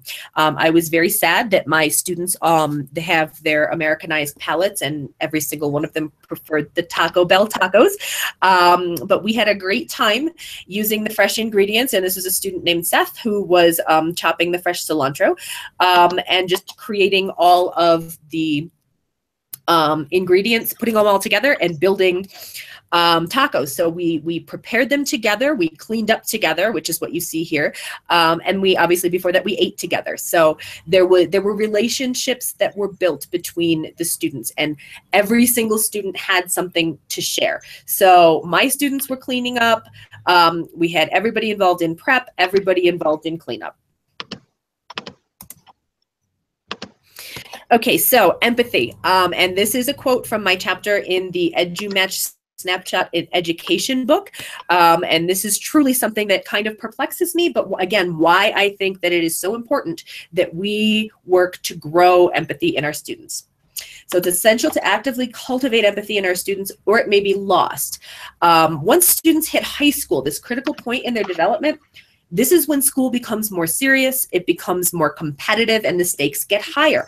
All of a sudden, there's only so many scholarships available. So we're asking them to work cooperatively, but at the same time, we're telling them you're competing against every other student to make sure that you're the best and you get the good scholarships. Trying to get into college, you need to compete against all the other students who are trying to get into the same college. So there's kind of this paradox that we're working within, where the system itself seems to discourage empathy. So this is one way that we can keep the spark strong and to keep our students fully engaged. All right, I'm going to double check the comments here. Oh, growing our own herbs. I'm so excited. And this was something that, again, I was in the San Juan de Dios, which is where I did the first part of my volunteer work here in Cusco. And those students, they are all disadvantaged and disabled students who are there, and they have to literally prepare food. Every Friday they prepare recipes and sell them in order to support their own education. They also have to make jewelry to sell for that same purpose. And when I learned this, it made me very sad at first, until I sat with the students making the jewelry, and they had so much fun. It's one of their favorite activities. So they're working with the beads, they're developing their fine motor skills, and at the same time, they're benefiting and doing for their own education. It still bothers me that in this particular organization that receives an awful lot of funding from the Peruvian government, that they are still in a position where they need to raise money for their own education. But I get it. It is still doing good for them. So when I found this out, I remembered my herb project and suggested to one of the teachers there that we do kind of a collaboration. So she purchased some flower pots, and I purchased the soil and the seeds, and we planted a number of different seeds. I think we did basil, we did chamomile, because chamomile tea is culturally a huge part of Peruvian culture. Cilantro, parsley, I'm probably forgetting one, but in any case, so the students, when they come back from vacation, will have some seeds that will have sprouted, and they'll be able to incorporate that into their science lesson. So I'm very excited, and I'm hoping that once I get back to school and back to my classroom in September, we'll be able to do some recipe exchange type things so that they can share with my students, my Spanish students, what they are herbs for in traditional Peruvian dishes. And then my students can share some things that they do in their home culture. Matone de Chiwit is an organization that was founded by this young woman, Karishma Bagani, who I met through Fran Siracusa, who is a huge powerhouse in global service learning. And I have learned an incredible amount from her. But I've had students this year and last year collaborate with Karishma and her organization, Matone de Chiwit, which searches to work against water scarcity around the world. So I had students, and these links, and I'm hoping that there's a way I can send this out. I'll send it out in a tweet, the link to this presentation. The Global Education Conference, my students actually presented on the research that they had done. And then we connected with a man called Ryan Beltran, who has created some open source water purification devices. I also had my students creating videos to talk about the organization, Matone de Chiwit, and also the idea of water scarcity and what we can do to help. So the next step would be hopefully to connect with, and I believe that Ryan is working with students in Colombia. So I have joined his project there, and hopefully, again, once school is in session, we can work together, because there are Latin America and Asia and Africa, which is where the name Matone de Chiwit comes from. Matone is Swahili, de is Spanish, and Chiwit is Thai, because these are the 3 continents most affected by water scarcity.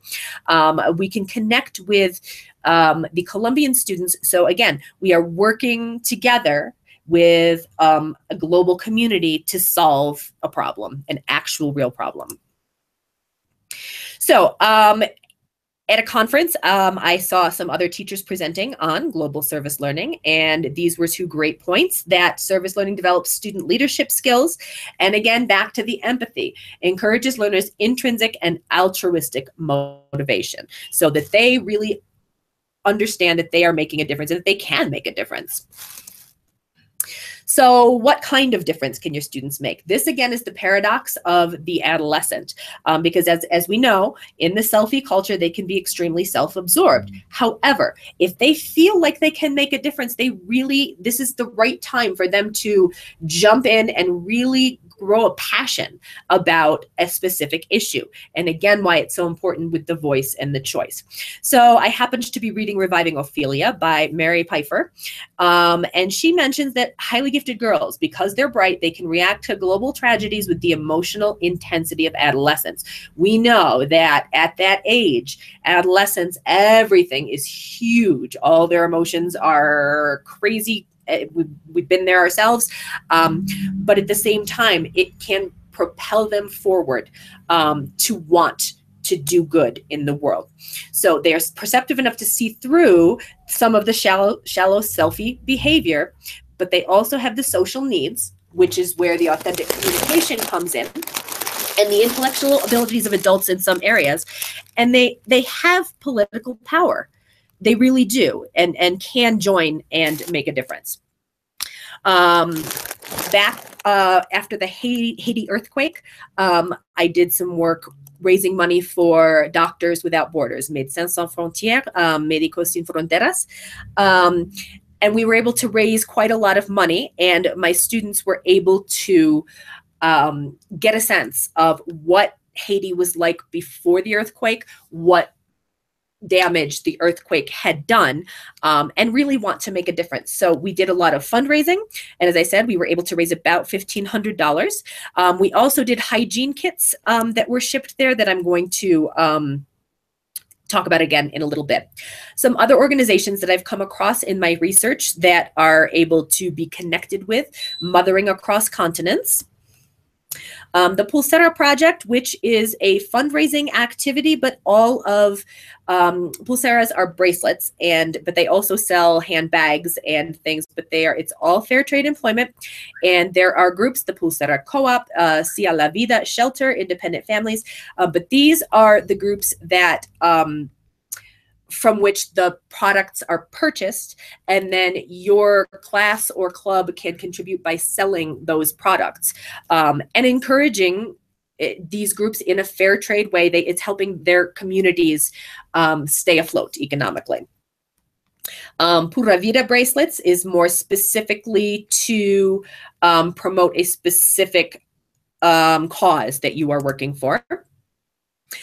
This is something from the Syracuse area, the Eastern Farm Workers Association, which I included because it's a really, I can guarantee that other areas besides Syracuse have similar organizations to support migrant workers who come into the community. So one activity that my school would do with their Spanish club is on Super Bowl Sunday. They would have a tamale making party. So they were learning, and they were able to deliver these tamales to the migrant workers and their families so that they could enjoy something culturally familiar to them on a day that is so American, like the Super Bowl. I'm going to pop back in here and see if thank you, Kristen. Yeah, I agree. Empathy skills. And they're truly, there's so much in any employment that they go into. They're really going to need to put themselves in the shoes of other people and learn about what other people are feeling, think about what other people are feeling and thinking. Okay, moving on. Eastern Farm Workers Association. Okay, so back to San Juan de Dios. This was another classroom. These were the younger students that I worked with. And basically we would work on fine motor skills. As I mentioned, we would work on gross motor skills when we got them outside. It was a fantastic program. They spent a lot of time outside. Hygiene, again, they were very good about making sure that all students were tasked with cleaning up their own areas, with washing their hands before and after they eat, and brushing their teeth before and after they eat, excuse me. But this again is where things like the hygiene kits can come into play, because they really, and looking at some of the toothbrushes as I'm helping these students brush their teeth, they definitely could have been replaced and had been used for probably longer than their recommended lifespan. But I had a really great time. They did music time. They learned geography. Yesterday was the national holiday of Peru. So there were a lot of preparations for that, teaching them the national anthem, teaching them about the coat of arms and the flag. So there is definitely an educational component along with having an awful lot of fun. I found myself at recess on most days at the bottom of a pile of children. The second place that I went to was Madre Teresa Calcutta, which is for extreme poverty situations. And they range in ages. It's not just children. There are also adults. What you see in this photo, this is the physical therapy room. And these two young women are tourist volunteers. So they come in for a few weeks, and I only got 2 days at Madre Teresa. But they arrange it so that tourists can come in, help out within their area of specialty. And this young woman is a Peruvian young woman. So they have a mix of volunteers who are local and who are tourists. The sad part that we learned, and this is only part of the room that you can see, and there are students laying on these mattresses waiting for their turn for physical therapy. High season of tourism, they usually have enough hands to make sure that every child gets physical therapy every day. However, during the tourist low season, there are not enough volunteers because there are not enough tourists. So it may be 2 or 3 days between physical therapy sessions for each student. This was outside in the play area. This little cutie is Brian. His parents work at Madre Teresa. So although he is not disabled, he spends time there while his parents are at work. This is Ruti. She is a resident at Madre Teresa, and she was nonverbal. And one of the tourist volunteers happened to find and rescue from a railroad track this adorable little puppy. And it's hard to see in this picture, but the videos that I got were absolutely incredible. And the difference, you know, you hear a lot about how animals can be really great therapy, but to see all of the residents, not just the children, but the adults as well, just so excited at, you know, being able to pet this puppy and hold this puppy. And it was just amazing. So moving on to, I had mentioned Pass the Scope EDU, and I did with my students use this to promote the work that we did. So September 21st is the International Day of Peace. So put that on your calendar. That's a really great way to connect globally and promote the idea of peace, which again is something that we are all on board with around the world. It's not just something that our students do to help others. It's a universal concept that we can all promote and work towards together. Again, the UN Sustainable Development Goals are a great way to focus your projects, and you can have oh goodness, I've seen teachers who assign a goal to each student to look into and have them find their own project ideas. Okay, entry events are step one in project-based learning. Some ideas for entry events that can be done not just with your own students, but in collaboration with other classes on a global level. So Goose Chase, basically it's a virtual scavenger hunt.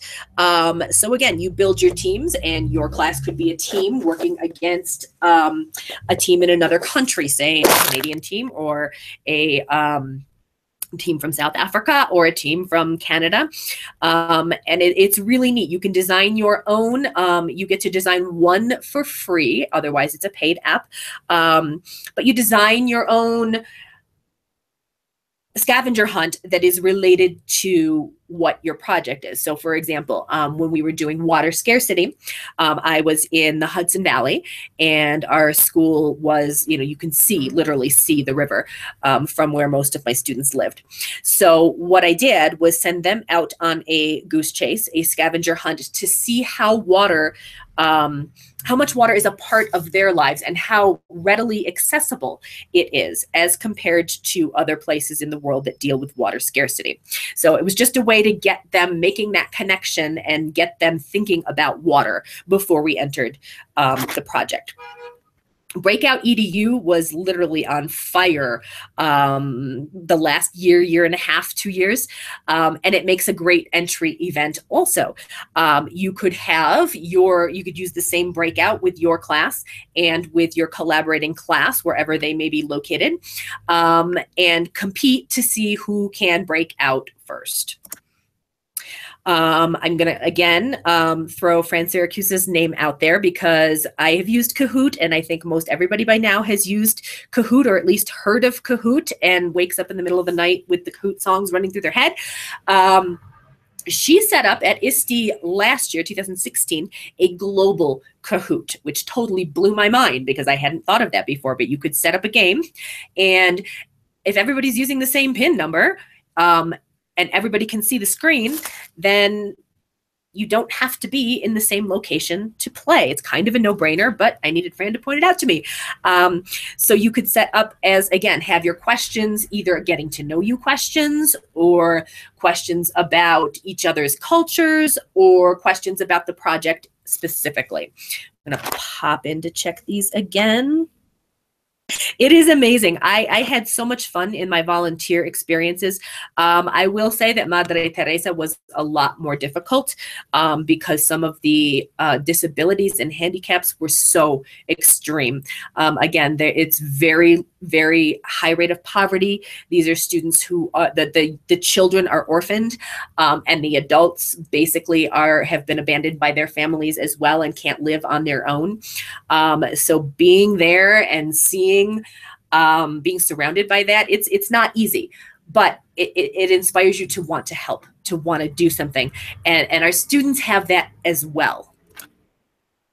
Okay, so here's the hygiene kits. And there I have seen in the research that I have done, there are a lot of different organizations that look for this type of donation. And there are organizations that will take care of the shipping for you. So this is just a basic list of what you would put in a hygiene kit. And I can definitely say that groups like Madre Teresa, like the school at San Juan de Dios, would definitely be helped out with these hygiene kits, so that each student could have their own. And they actually, at San Juan de Dios, each student had their own little bag with their toothbrush, with their, well, they had community toothpaste, but their own toothbrush and their own things. Thing that I saw when I went to the volunteer center, you know, in dental care is a huge, huge issue. And a lot of it is education, but a lot of it is just having the access to things like toothbrushes. And it's very, we take a lot of this stuff for granted. But again, opening our students' eyes to the fact that not everybody has access to things as simple as soap and Band-Aids and a toothbrush.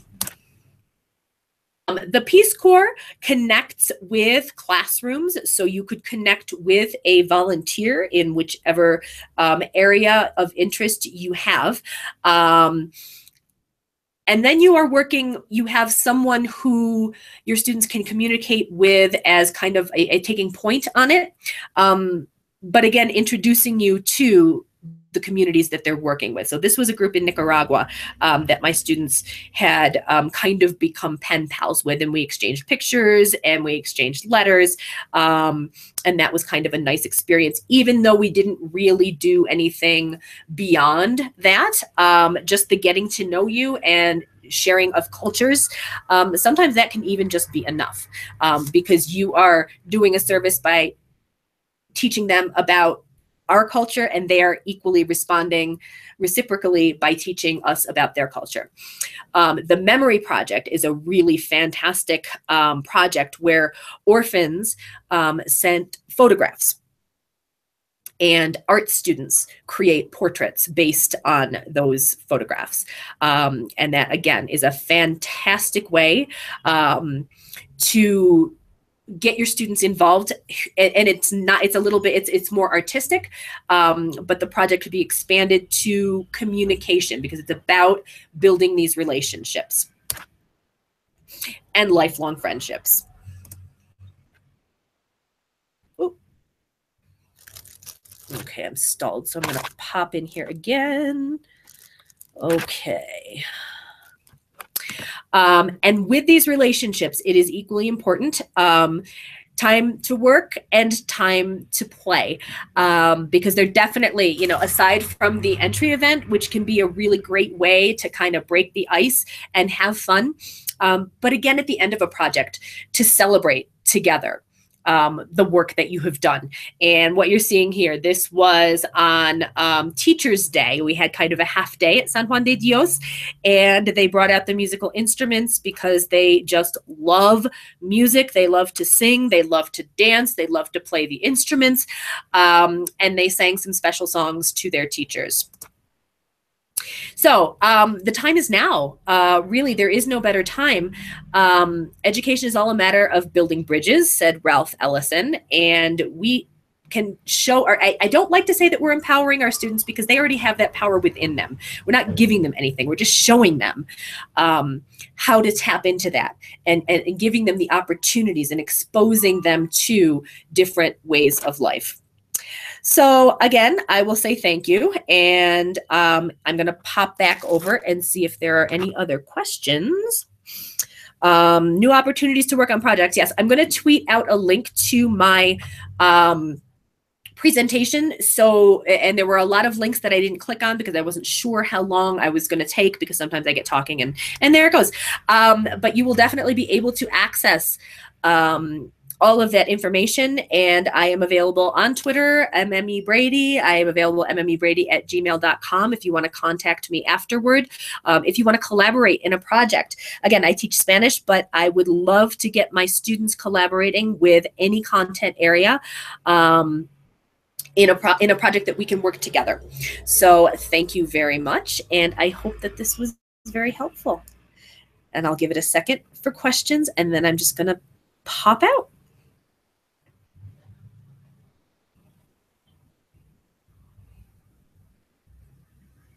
Kristen, I don't know what you teach, but I would love to work with you on a project. That would be really great. All right, enjoy the rest of the conference. Have a great day.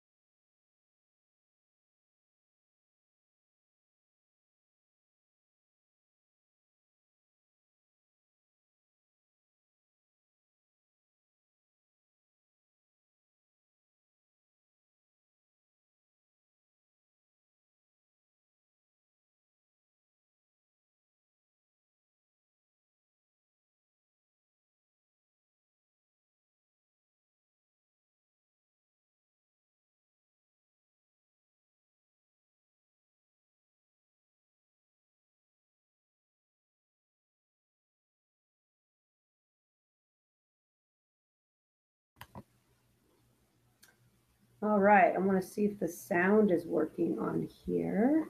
Let's see if this is working. Let's see if everyone can hear me.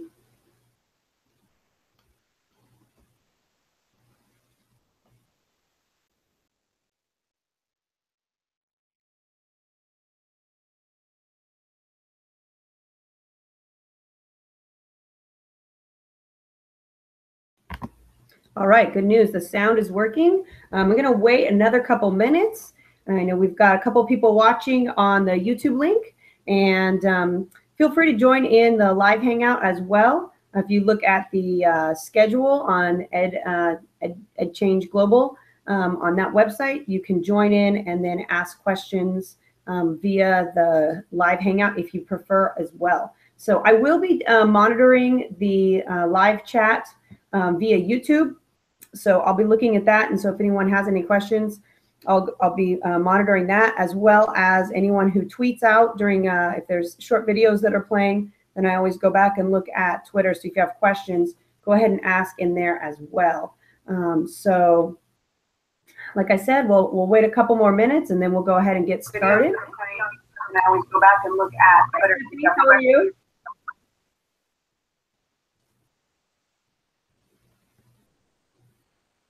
All right, so like I said, we're going to wait a couple more minutes, and then we'll go ahead and get started.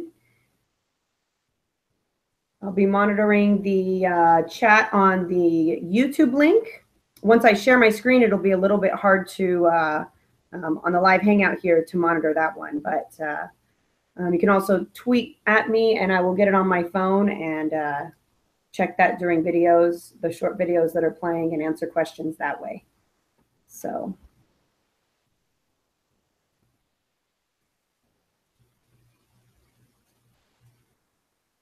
Can start with the chat here in the meantime, though. So welcome, Stephanie and Rosina. So hopefully I said your name correctly.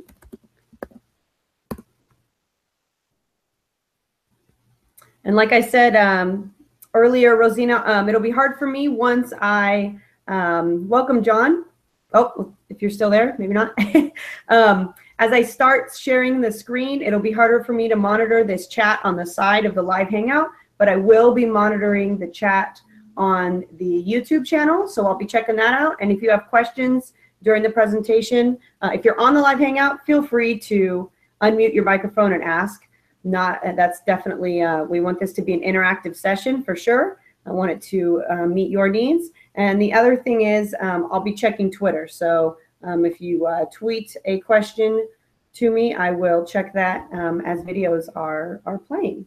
So, all right, perfect. Stephanie, you're in both. Yeah, I'm trying to do the same as well, but once I share my screen, I can't watch this chat unfortunately. So kind of doing my best to make sure it's an interactive session. So we'll get started in a minute or so, but those of you that are on the hangout, if you want to let us know kind of your name and your role and maybe what you want to learn specifically, if anything, from this session, and that'll kind of help guide that. So if anyone wants to jump in, that would be great.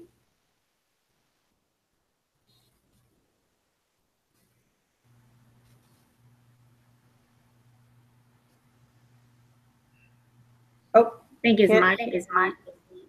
Yeah, we couldn't hear you, John, but you could, if you want to enter in the chat on the side, that would work as well. Okay, there we go. There we go. Perfect.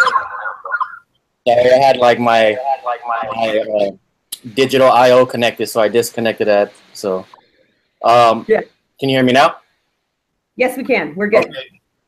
Okay, so yeah, I was looking at the description of your session, and I'm a student academic intervention specialist for a charter school, and I'm trying to get integrate technology for all of our teachers. We don't have any tech coaches or anything like that, so I'm trying to take the lead in that and bring technology to our teachers. We're a 9th through 12th grade charter school. and it's like a alternative ed school.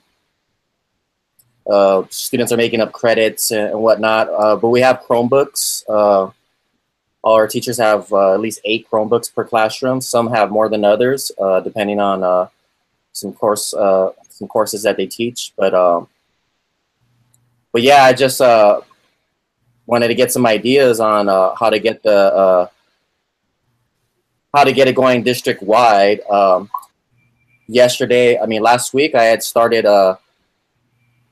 Well, this school year, our school year is going year round. So our school year started on July 1st, and it ends on June 30th. But this year we're trying something new. We're doing we're doing like a PLN meeting every month.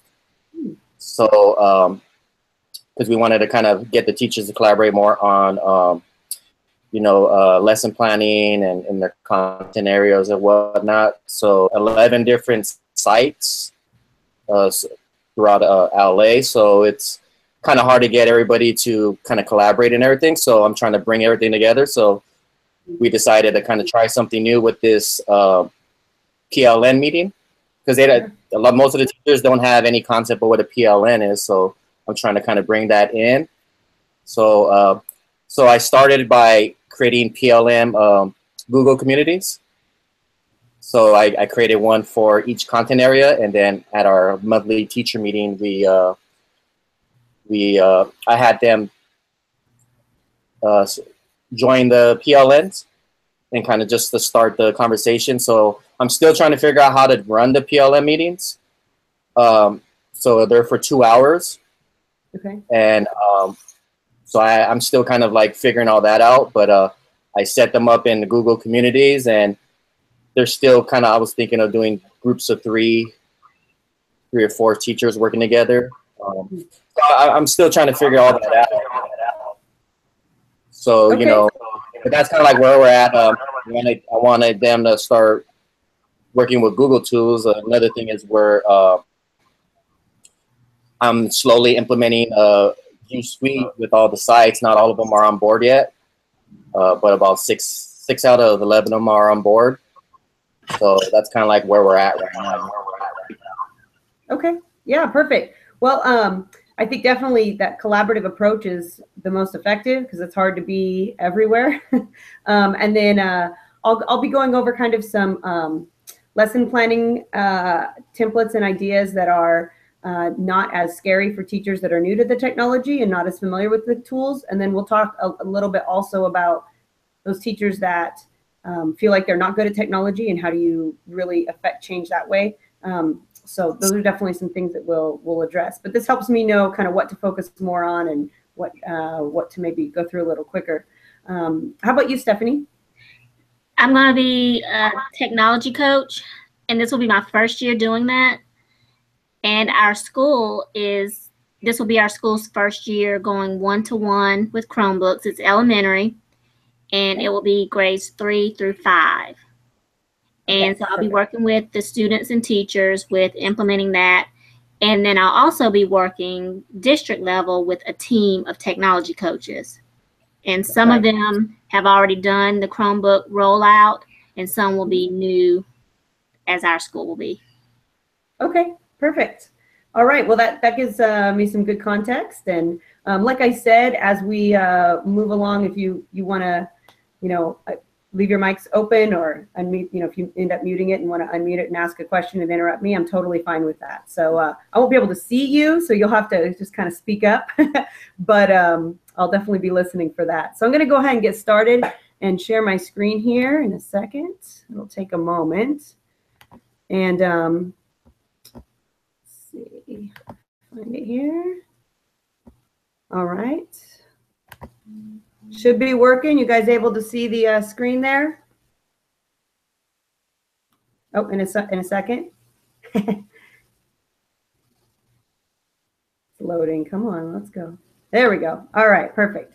So looks like on the YouTube thing that it's working there. So here's the short URL. You can definitely copy this down, take a screenshot, take a picture or whatever. And feel free to use this any way you choose. Make a copy and make it your own. Share anything that I've done with your staffs, with the team that you work with. I don't have a problem with that. I don't care if you forget to give me credit. I just ask that you don't say, look at this whole presentation that I created, you know? So other than that, it's totally fine. I really want this to, if there's things that are in here that are helpful to you, certainly use them. So my name is Catherine Goyette, and I am an educational technology and integrated studies consultant in Central California in a very rural area. Prior to that, I was a coach and administrator at a single school site. And then I also taught K1, 2, 5, and 6. And I had half a year with Chromebook, or with almost no tech, and then half a year with one-to-one iPads in a 6th grade classroom. So that was an interesting perspective.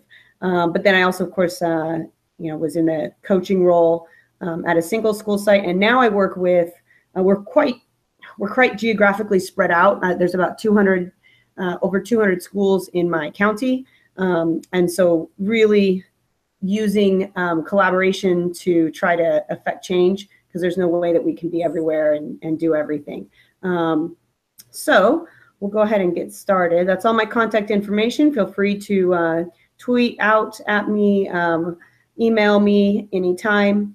And I do respond on Twitter quicker than I do via email. So, all right, here we go. So digital literacy, what is that?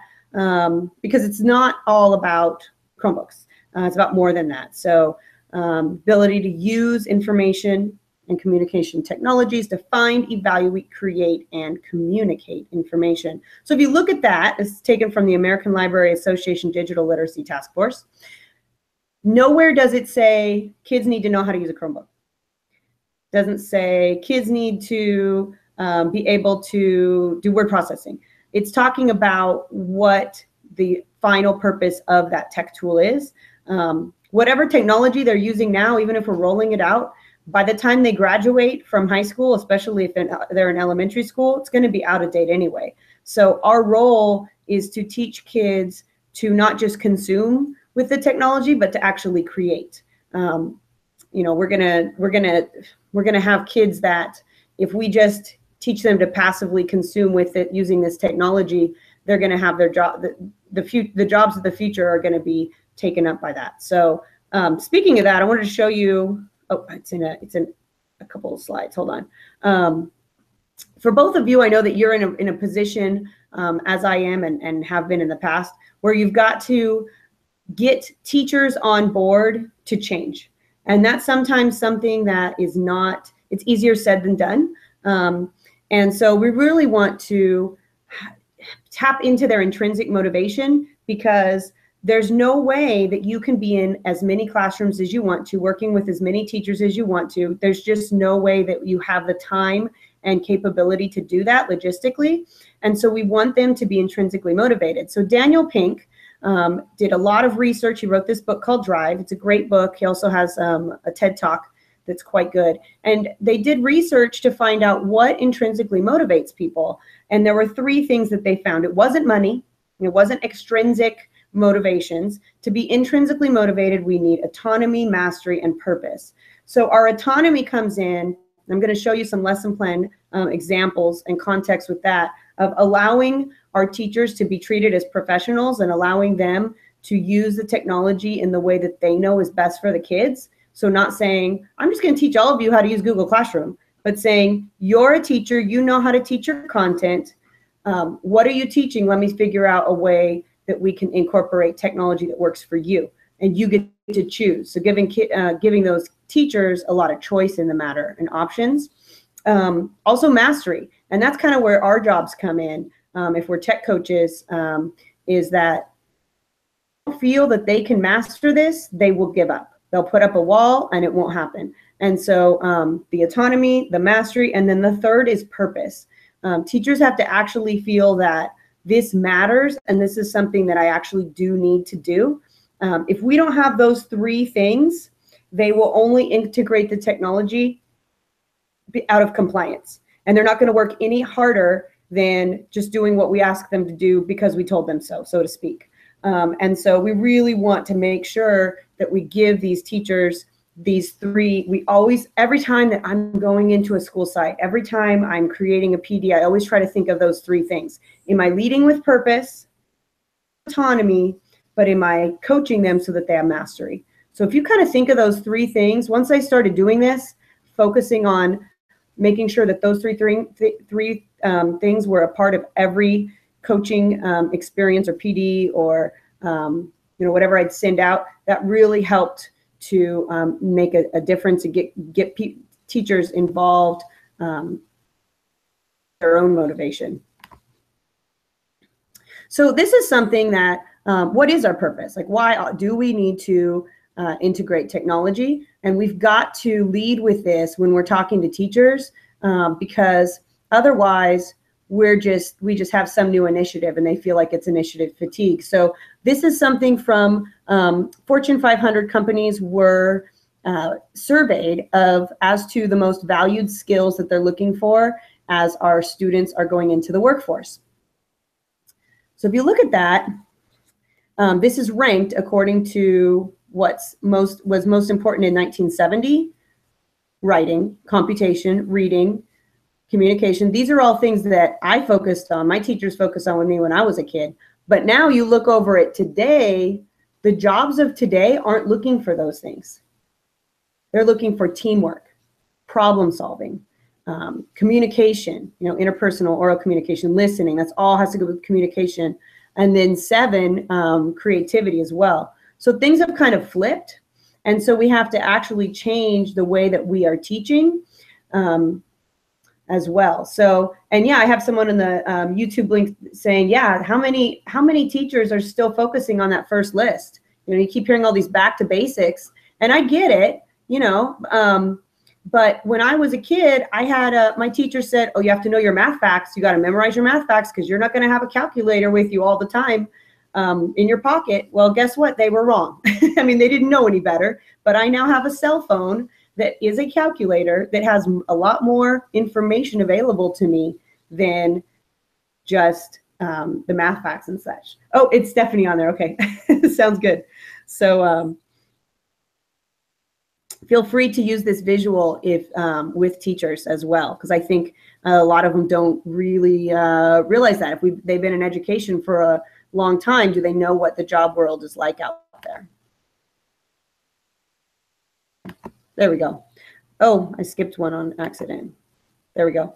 I'm going to show this video when it loads. Here we go. Just to give you an idea, this is some, just to kind of give some context, and then we will address some of these things as we go on. But this really talks about coaching up teachers and making a change. One of these teachers was very resistant before this video, the year prior, and I'm going to talk about how the tech coach was able to make a difference with that teacher as well. Hopefully it will load. Yeah. Adam Juarez is a technology coach at Alani Middle School in Orosi. We started giving students email accounts in kindergarten. He's helping kids and their history teacher navigate Google My Maps on their Chromebooks. Chromebook, you could more information than a book. While some teachers embrace technology in class, others are a little old school. When they start to see the benefits of how students are more engaged and how it makes them more efficient as teachers or as educators in general, then my phone starts ringing a lot more. Science teacher Mindy Pena converted to a digital classroom, improvements in benchmark scores and behavior. Last year was a really rough year. The discipline was out of control. But when I brought out the computers and when they understood how the process went, the format, everybody was on task. It changed my year. It saved me. Tech coaching empowers teachers to create environments where students can create content, not just consume it. I feel more confident, and the students are well aware of the expectations, and so as they're using it, I'm monitoring, and it's been great. So I will use technology every day if I can. The goal is to lead with learning, not the technology itself. I think that we can use technology to break down the walls of the classrooms and connect students and businesses all across the world. Educators are sharing what they've learned on regional Twitter chats at #CVTechTalk, and they use #ClassroomCribs to get ideas on redesigning learning spaces. At Mulcahy Middle School in Tulare, technology students are on beanbags and others are using higher desks. Chairs with wheels give kids mobility for easier collaboration. When they feel more comfortable in an environment, they're more apt to learn. That freedom sparks creativity. They have learned animation on Pixar and they've made movies with iMovie. And if kids aren't afraid of technology, perhaps educators shouldn't be either. Don't be hesitant. Have fun. Join the 21st century. All right, so you'll notice that the Chromebooks were being used in different ways in different classrooms, and you'll also notice one of the teachers, I mean, she was almost getting emotional about how the Chromebooks had changed her year. Now, some teachers, and she was someone that was very hesitant at first, wasn't quite sure what's this going to look like. I'm not familiar with the technology. And what really did it was the relationship with the tech coach and the way that he approached it to be in her context. And we'll talk a little bit about that later. But some teachers think the technology is going to, especially when we're going to go one-to-one, so to speak, it'll look like this. So they're afraid that it's just a distraction. I would argue that the problem in this animated GIF is not the technology itself. So if you look at that, what do you think? What are some things that you see are problems with this picture?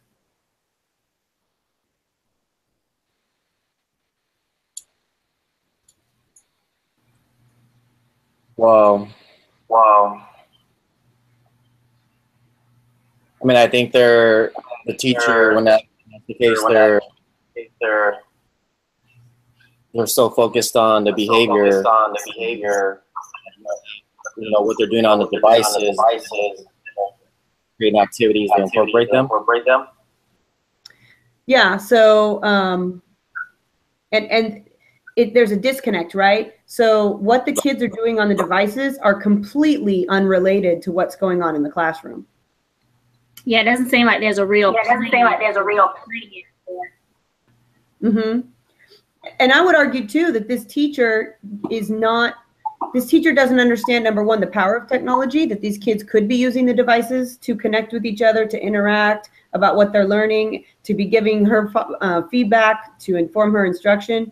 But I think she just is so overwhelmed by the idea of them all having these devices in the first place that she just doesn't know what to do. Right. And some of our, you know, some of our teachers are like that. Have you heard sentiments like this? Oh, it's just going to be a distraction. Yes. All right. So yes, I've heard it too. And we're going to talk a little bit about that. Part of it is making your PDs, digitizing the things that you do. If you start to change that, if our administrators start to flip their staffed meetings so that they are requiring you to bring a technology into your meeting and they're actually using that, then they'll start to see, oh, this is just the way things work, right? I don't think that the devices are necessarily a bad thing. I think yes, kids are on them all the time. They're usually using them for social purposes, right? So what if, I think that learning is a social process. If we leverage that, we can make a big difference. Fears. Another fear, I don't know how the Wi-Fi is at your school, but sometimes I would hear teachers complain about the Wi-Fi going down a lot, and then I show them this video. The best household advice from the president to the next president: get better Wi-Fi in the White House. You know, the whole tech thing, we've been trying to get that straight for the next group of folks, because it is an old building, and so there are a lot of dead spots where Wi-Fi doesn't work. Oh, boom. So, President of the United States saying Wi-Fi is not working in the White House. I'm pretty sure that he didn't say, you know what, let's just not use tech anymore.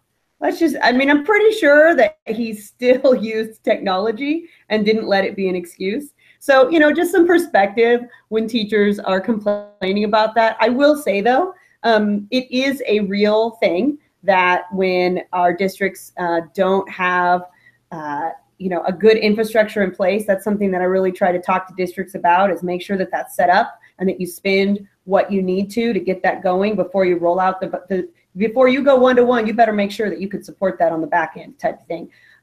However, there's still and some things that you could think of, like I was talking to a school, and what we found is all of the kids were on doing some daily I don't know, AR testing or something, all at the exact same time, the whole school.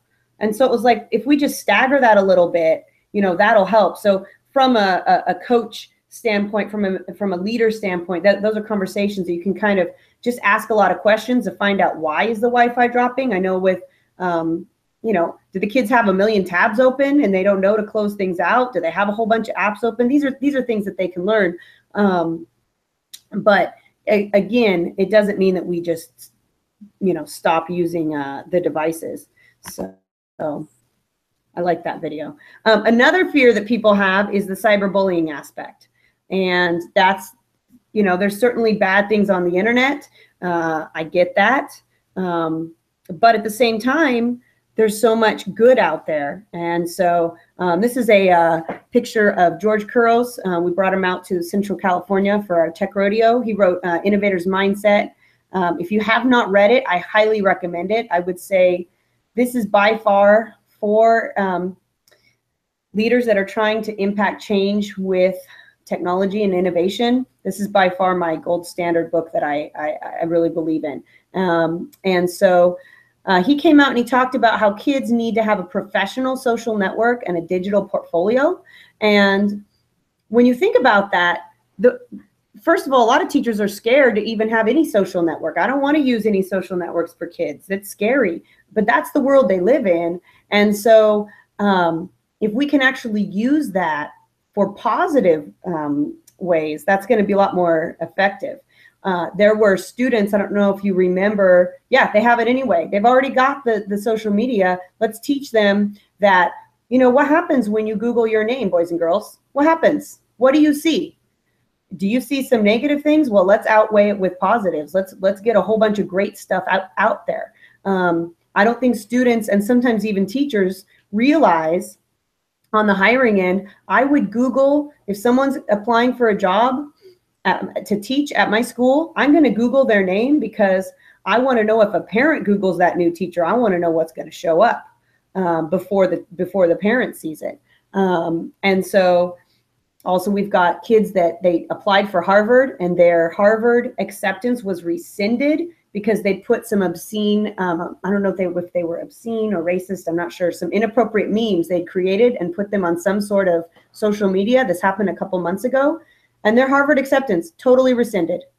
And I don't know that kids really know that. I don't know that kids are really aware of the dangers. That being said, I will say too that digital citizenship classes work. So my son plays video games and he plays, online and such. And I always have him leave his door open so I can hear what he's saying because I want to kind of monitor and make sure that he's being appropriate and such. And so one day though, I thought, gosh, I've never really asked him about who he's playing with. I just assumed it was only his friends. So I asked him, hey, Dylan, are you only play with your friends, right? And he responds with, yes, Mom. And I have I never say my real name, first or last. I never say how old I am or what school I go to or what city I live in or anything. And I thought, wow, I never even coached you on that. How did you know? He said, well, Mom, they teach us these things at school. And I thought, they really do listen to this stuff. As far as digital citizenship, do you guys have a curriculum that you currently use? Well, I was going to ask you a question about because we're 9 through 12. I used to use when I was I used to use the Common Sense media, but some of it, is kind of like kids really, they were they were good with it. So kind of yeah, of any other curriculums that You were might cutting out. You were cutting out a bit. Were you saying that it was too little kiddish for them, like developmental? Yeah, kind of. Okay, I'd say with the older kids, I would start doing lessons where I say, hey, we're going to Google our name and see what shows up. Okay, now we're going to, and then they'll start Googling their teachers' names, which is kind of interesting. So make sure the teachers are aware too that they are being safe at. My computer just went black on me, so that's interesting. I may have to,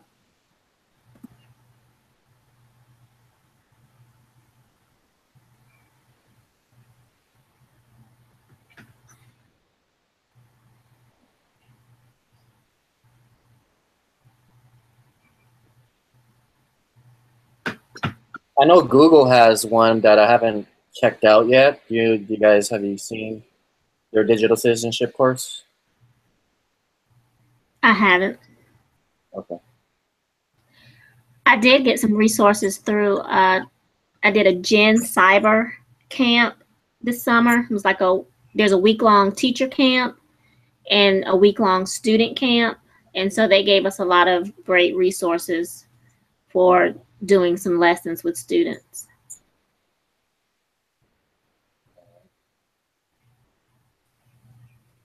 Was that like sorry. You're back. I'm back. Oh, now it says I'm back twice. That's kind of weird. I don't know why, but here I am. Sorry about that. Yeah, I think that with those older kids, showing them a couple things. Number one, having them Google their name, telling them stories about people that have lost their employment or have not been hired for jobs because, or colleges, because of what's been on social media. And then I would say also trying to show the power of social media in a good way and showing them the power of digital portfolios. So we had some students in a high school civics class in our county, and they contacted via any social media they choose, their own social media, they contacted local, state, and federal lawmakers. They were all responsible to contact at least one. Most, of course, did not get a response, but there were about 3 in the class that did. And they were really excited. They were thrilled. I mean, oh my gosh, I heard from Dianne Feinstein, I think it was. And it was probably, someone that worked for her. But still, that showed them that social media can be used in a powerful way for good and not just for negative. The other thing that's cool, if you start publishing their work, you start, I go out to high schools and they don't know that I'm doing this if they haven't seen me before. And so I'll take pictures, and I'm always very careful because I don't know their media release and such. I'll take the pictures of the back of their heads, or I'll make sure it doesn't have their first and last name. Sometimes I'll put the little emoji stickers, the digital stickers on there. And I'll tweet it out, and I'll make, with the hashtags I usually get at least 2 or 3 retweets within a matter of a few minutes. And so before the class is over, I show them, and they're shocked, like, wow, we're out there. People saw us. And so I think that makes a big difference too. So maybe with those 9, 12 kids, doing something that's a little more real life, finding those kind of stories might be a little bit better for that. I did have on this slide as well, and hopefully this won't die again. Hopefully I don't know what happened with the computer here, but I'm gonna try to share my screen again and show you the other slide that I was showing. Here we go. This would be more appropriate for the younger grades, so not so much for you, John. Hopefully Google will come out with something a little better soon, but we've got, let me share the screen. Here we go. There is Common Sense Media, which is good for parents as well, but then there's also a new, something new called Interland, and it's kind of a game, a video game. It's a little bit kiddish, so I wouldn't recommend it for high schoolers, but the kids go through and they play this game. I think it'd be great for the 3rd to 5th graders, Stephanie. They go go through and they play this game, and then it teaches them digital citizenship things along the way. So like as they're going along, they see that they have to create a strong password in order to go to the next level. And so it kind of walks them through, oh, no, you only used lowercase. Oh, you need to add a special character, things like that. So it's pretty cool. And it's definitely worth looking into. But like I said, it's really more for those younger kids. But I just certainly wanted to put that in there. So sometimes we have teachers, maybe not you guys because you're kind of more of the tech coach role, teachers or leaders that say, but I'm not good at technology, right? I'm sure you've heard this. I don't know what to do. You're the techie one. I would hear this. Well, Catherine, you're techie. I'm not. So I get that you can implement that in your classroom, and you did that when you were still in the classroom, but I am not good at that. And what I tell them is, you don't have to be. You really don't. So this is actually a tweet, and like I said, this also. So these are high schoolers, and so to answer your question a little bit, John, these kids, their tech coach encourages them to tweet out what they're doing in class and tag him, so that he can go ahead and retweet it, and that they can get likes, and a lot of times they will because of his network, and they really like that. So anyway, so again, showing the power of social media in a good way. And so what happened here was the English department and then the ag department, as you can see, followed suit, said, oh, we all want to start blogging. And tech coach said, well, I don't have time to be in all of your classrooms this week showing you and the kids how to start a blog. We don't have any meetings scheduled. There's no way I can do that. So what he did was create a screencast, essentially with Screencastify, Chrome extension, where you essentially, as I'm doing right now, you are recording your voice and what's shown on the screen, showing them how to start a blogger profile. So that way, the teachers didn't even have to know how to use the tech tool. So this was a great way to affect change on a larger proportion than just going into each class and trying to show them something new. So that was real powerful, and the kids, it's also nice because the kids, some of them go through this quicker than others. Some of them can go rewind it because they didn't quite understand. And so that helps a lot as well. So the screencasting idea can make a really big difference. And if you say, well, I don't know how to make a screencast, or I don't feel comfortable doing that, what about going on YouTube? There are plenty of, this is that tech coach I was talking about. This is Adam Juarez and his channel, where he's got a lot of how-tos. But also, there are plenty of people out there that create these tutorials if you don't want to make your own. Or even better, what if you said, allow the kids to find the best one? So say, okay, kids, we're working on Blogger today. I want you to look on YouTube, and you have 5 minutes to find the absolute most helpful blogging tutorial that you can find. And so this way, like I said, the teachers don't have to know about the technology. They allow the kids to kind of lead it. I will say that a couple things. I have this screenshot of this text in here, so I remember to tell this story.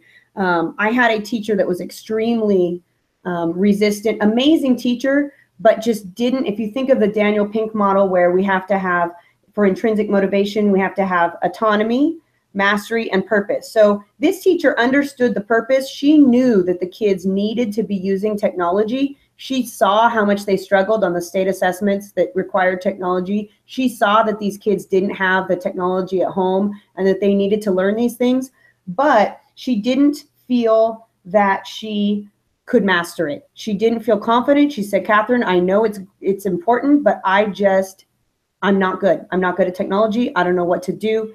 And I don't know how to implement it into my content. So what I did is, I have a little hat there, I love haters, because yes, I know you hate the technology that I stand for, but I'm going to love you anyway. And those relationships are really important. So I went into the teacher's room and into her planning session, and I said, what are you teaching? I didn't say, let me show you Google Classroom. I didn't say, let me show you this. I said, what are you teaching? So she shows me her lesson plans for the next 2 weeks. And for her, I essentially took her lessons, And what she was doing was great anyway. It was already pedagogically sound. And I essentially kind of digitized the work that she was doing. The gallery walks, the collaborative conversations, we put them on digital means. We had got some Padlets going. They were going to go and map out some things. I had her go on my maps. Now, she was not comfortable with this.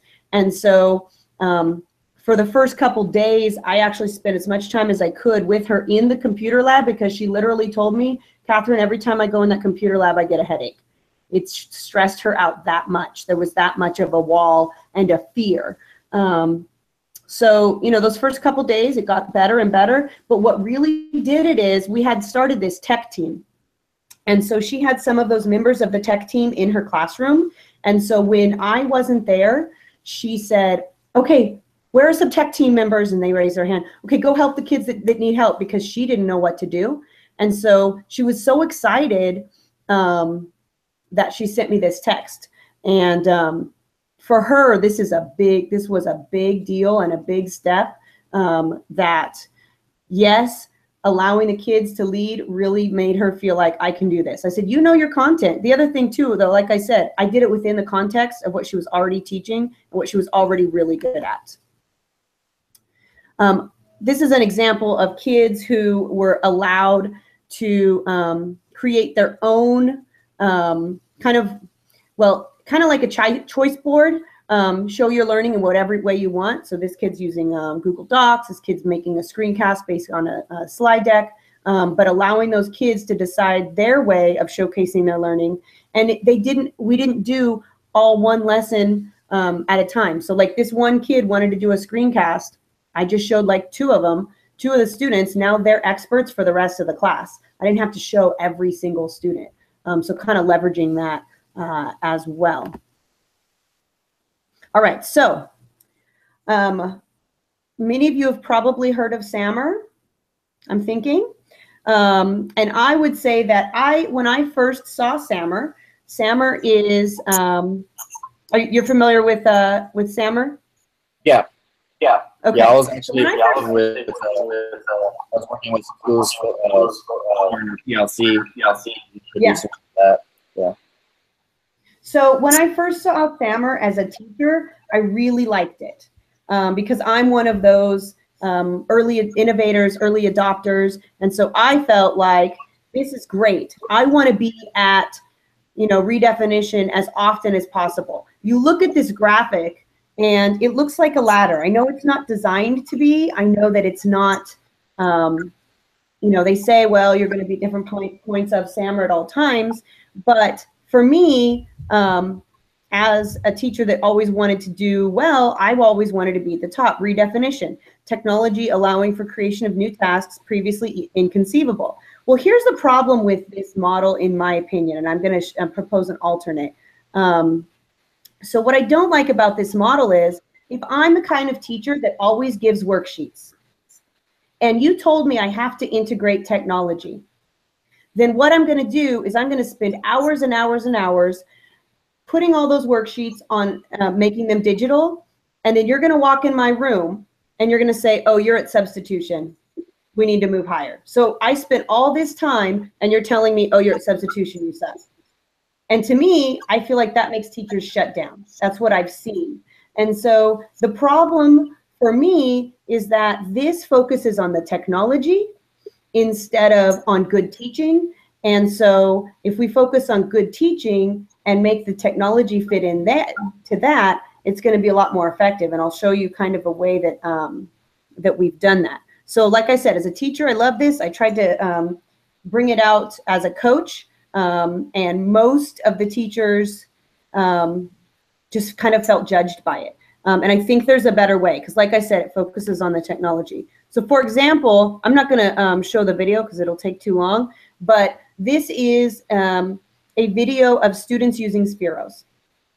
And I was really excited because we were the only school in the district that had the Spiros, and you can code the Spiros to change colors, to go different, to go certain speeds, to go different directions, etc. And so I videotaped it, and I had an area administrator say, wow, look how engaged the kids are. Learning should always be like that. And if you look at this, it's definitely redefinition. you could not have done this without the technology. The problem was there really wasn't any learning goal. There really was not. They really were just playing. And I blame myself because I wanted to go in and videotape it and show the district that we had these cool tools. So that was my fault. I'll be completely honest. So essentially, let's see if it changes over here. Let's go. There we go. I want to lead with learning and never with tech.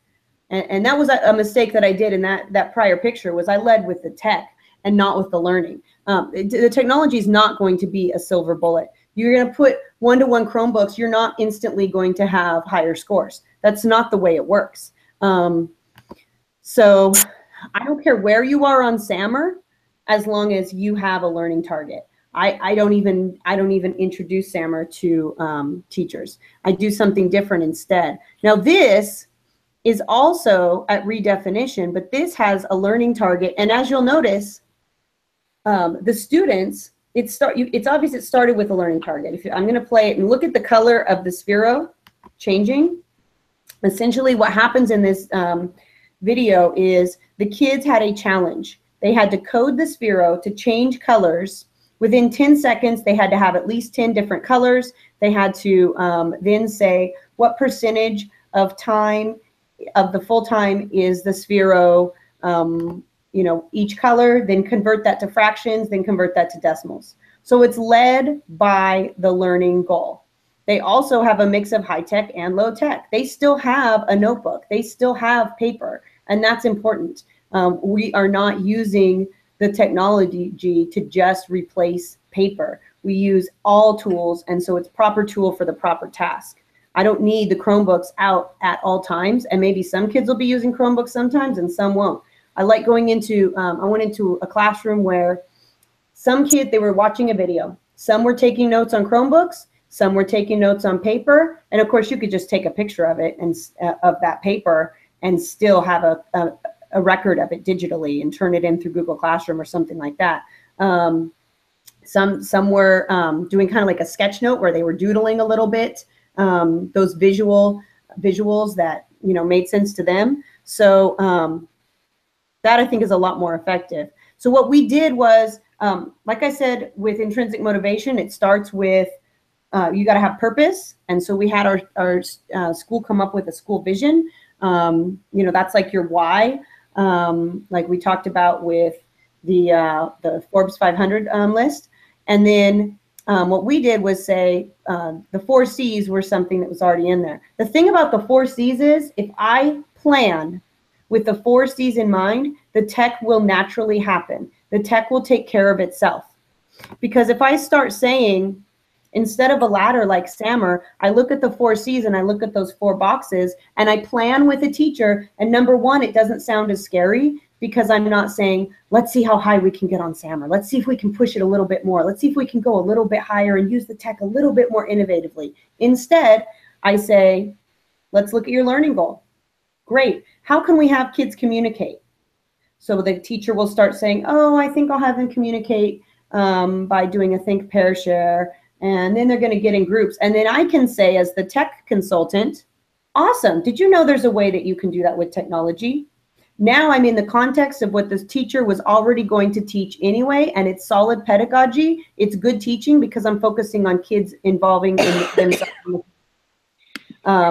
Same with collaborate. We talked about communication, collaboration, creativity. If you ask a teacher, how can kids be creative with this assignment? Whatever they say, I can suggest ways to do the same thing digitally to increase that creativity. Maybe we can do some video. Maybe we can do some green screen. Maybe we can do some of those things. But now it came from the teacher and it didn't come from me. It came from them saying, this is what I want the kids to learn. Now let's integrate the technology. So it's a little bit less scary. I have some examples for you guys too, that if you, when you look at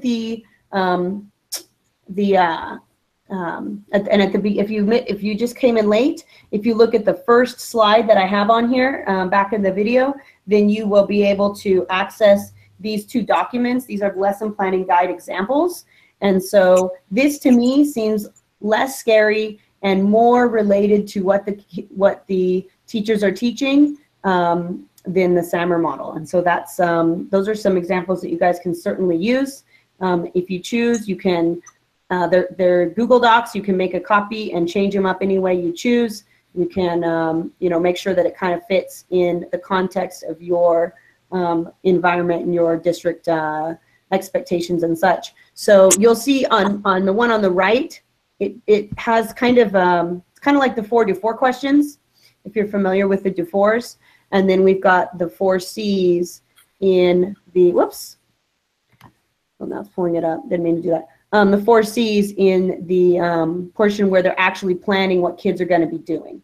And then those bullet points are just kind of prompts to questions that you can ask them and that they can ask themselves that will kind of lead to them using technology in an innovative way.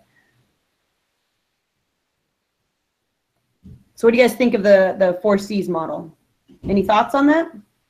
Yeah, I like that. I like how you put it on the teachers, and then you come in and you know, coach them how to integrate the tech. Because when I was showing the teachers the SAMR model, you're right. Like it was kind of intimidating, and you know, was as effective as I thought it would have been. But I really like using the 4 C's. And I was at the CA summit yesterday. Alice Chen, she was talking about 9 C's. A 9 C's model that incorporate a lot more like citizenship and, you know, forget the rest. But yeah, probably character. I know a 6 C's model that has those too. The thing about the 4 C's is most of the teachers already are familiar with it, so it's not so scary. Yeah, exactly. So that's to start with, you know, just to start. But ultimately, if I feel intimidated, I'm going to think I need you as the coach every time I plan a lesson that incorporates technology. This way, I start to realize I can do it on my own. And that's what you want, because there's no way you have the time to be everywhere. So. All right, so as much as you can, it's important to be mobile, right? To be a walking coach, so to speak, a walking leader.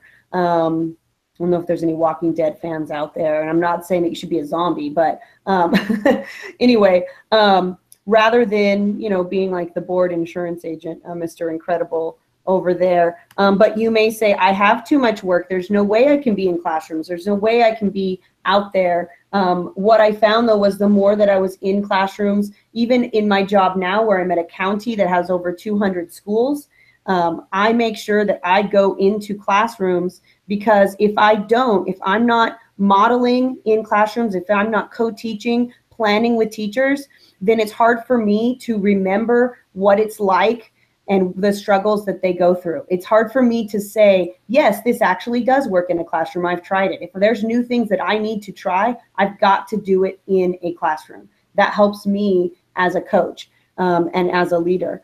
And it also helps build that trust, even though, you know, like I said, I have, you know, 44 districts or whatever that are in the county. I can still say it builds that credibility for me, because I say, yes, I've been in classrooms and done this. This is what teachers have said as we're doing this. I've seen classrooms. I've seen what your struggles are. This is how the tech fits in.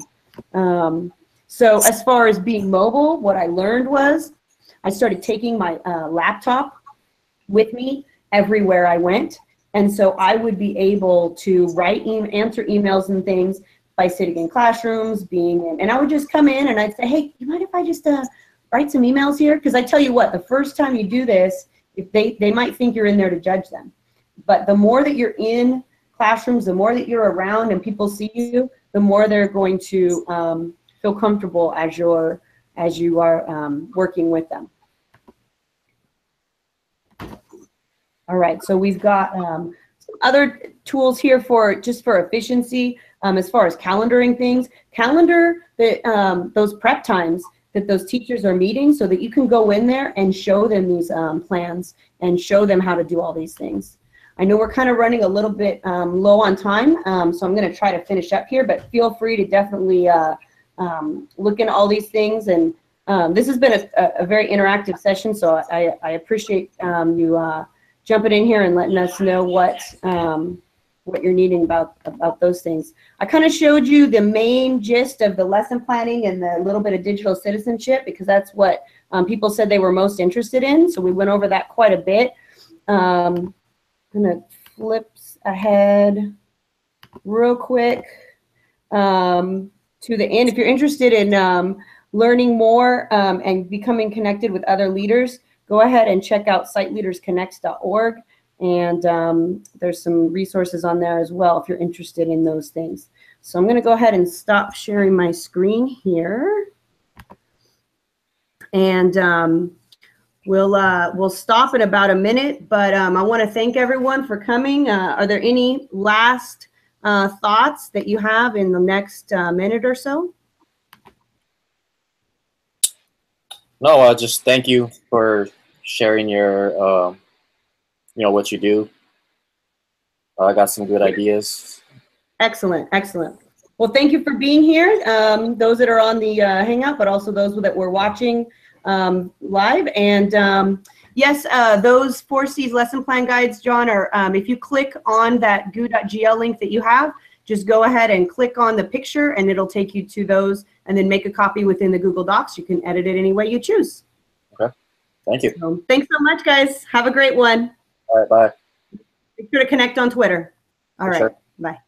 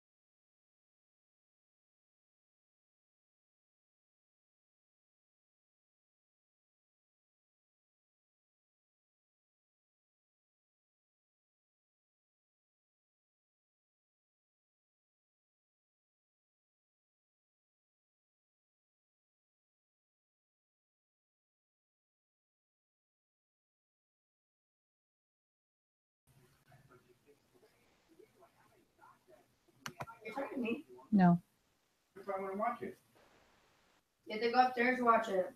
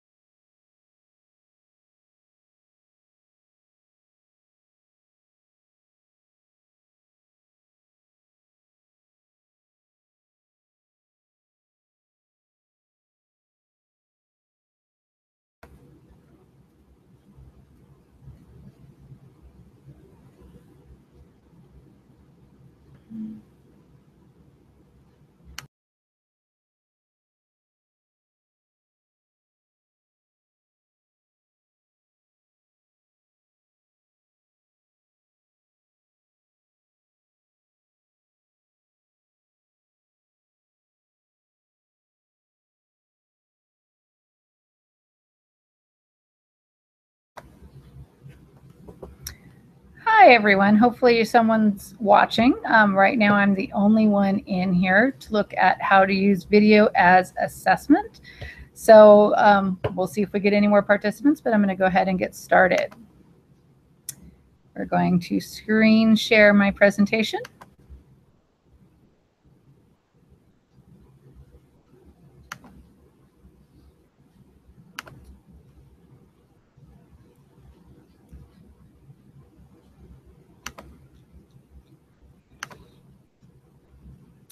All right. Hopefully you can see what's going on. All right. This is use lights, camera, assess using video to assess student understanding of materials. I am Diane Casoto. I'm a teacher at Mountain View Elementary in Simi Valley, California. And you can reach me at the Google link at the top for the assessment yourself, or at mvit.teach on Twitter. A little bit about me. I've been an elementary teacher for over 20 years. This summer, I recently did a video and animation class for middle school, summer school students, which was a very interesting experience, but gave me a lot more things I can do in my regular class for the school year. I was a Mad PD presenter back in May, and I recently became Flipgrid certified educator, Microsoft certified educator, and then both Google Educator 1 and Level 2. Why do you use video? Video is for having images, text, as well as spoken word to demonstrate learning. It goes beyond what the students can do just with paper pencil. Your ability to share your learning with others, both outside the classroom, both globally and locally, is what makes it even a better asset for the students. Students are no longer just regurgitating what you teach them. They're actually having to create their content and problem solve through that creation, because when you create it, you're not just repeating what someone else says, but you're internalizing it more. Much more student engagement because they have choice in how do they want to create their video. A lot of times the speaking listening standards are the hardest to access. And by using video, you're accessing not only that, but all the standards in your content areas. WeVideo is the first one that I've included here, and I have a couple of student examples for you. Live action movies are created. You can edit the movies with your phones, apps, or the WeVideo website, adding credits and music and captions to all your videos. The two examples here, on the one on the bottom, is a student had done his Genius Hour video for the Marines because his brother was in the Marines. So he chose to do a WeVideo edit of a green screen video, which we'll talk about in a little while. And he was able to put that together and do something that made him very proud. On the right-hand side, you have a video that two students shot, and then I helped edit for introducing our school to the school board, and you kind of see what our school's all about. The free version of WeVideo is you get 5 minutes of video for a month and limited storage. I did go ahead and pay for the paid version, which is a little more. You get 30 minutes per month, and I think I've only come up to that once, and that was because of multiple videos for one of my special teachers who was retiring. So I don't come to that 30 minutes most of the time. And as I said, your ability to do your green screen, I've included a link for tutorials and extra support if you need it for that. Flipgrid, there's both free and paid versions. This is something that I became interested in last March through a Ditch That textbook chat.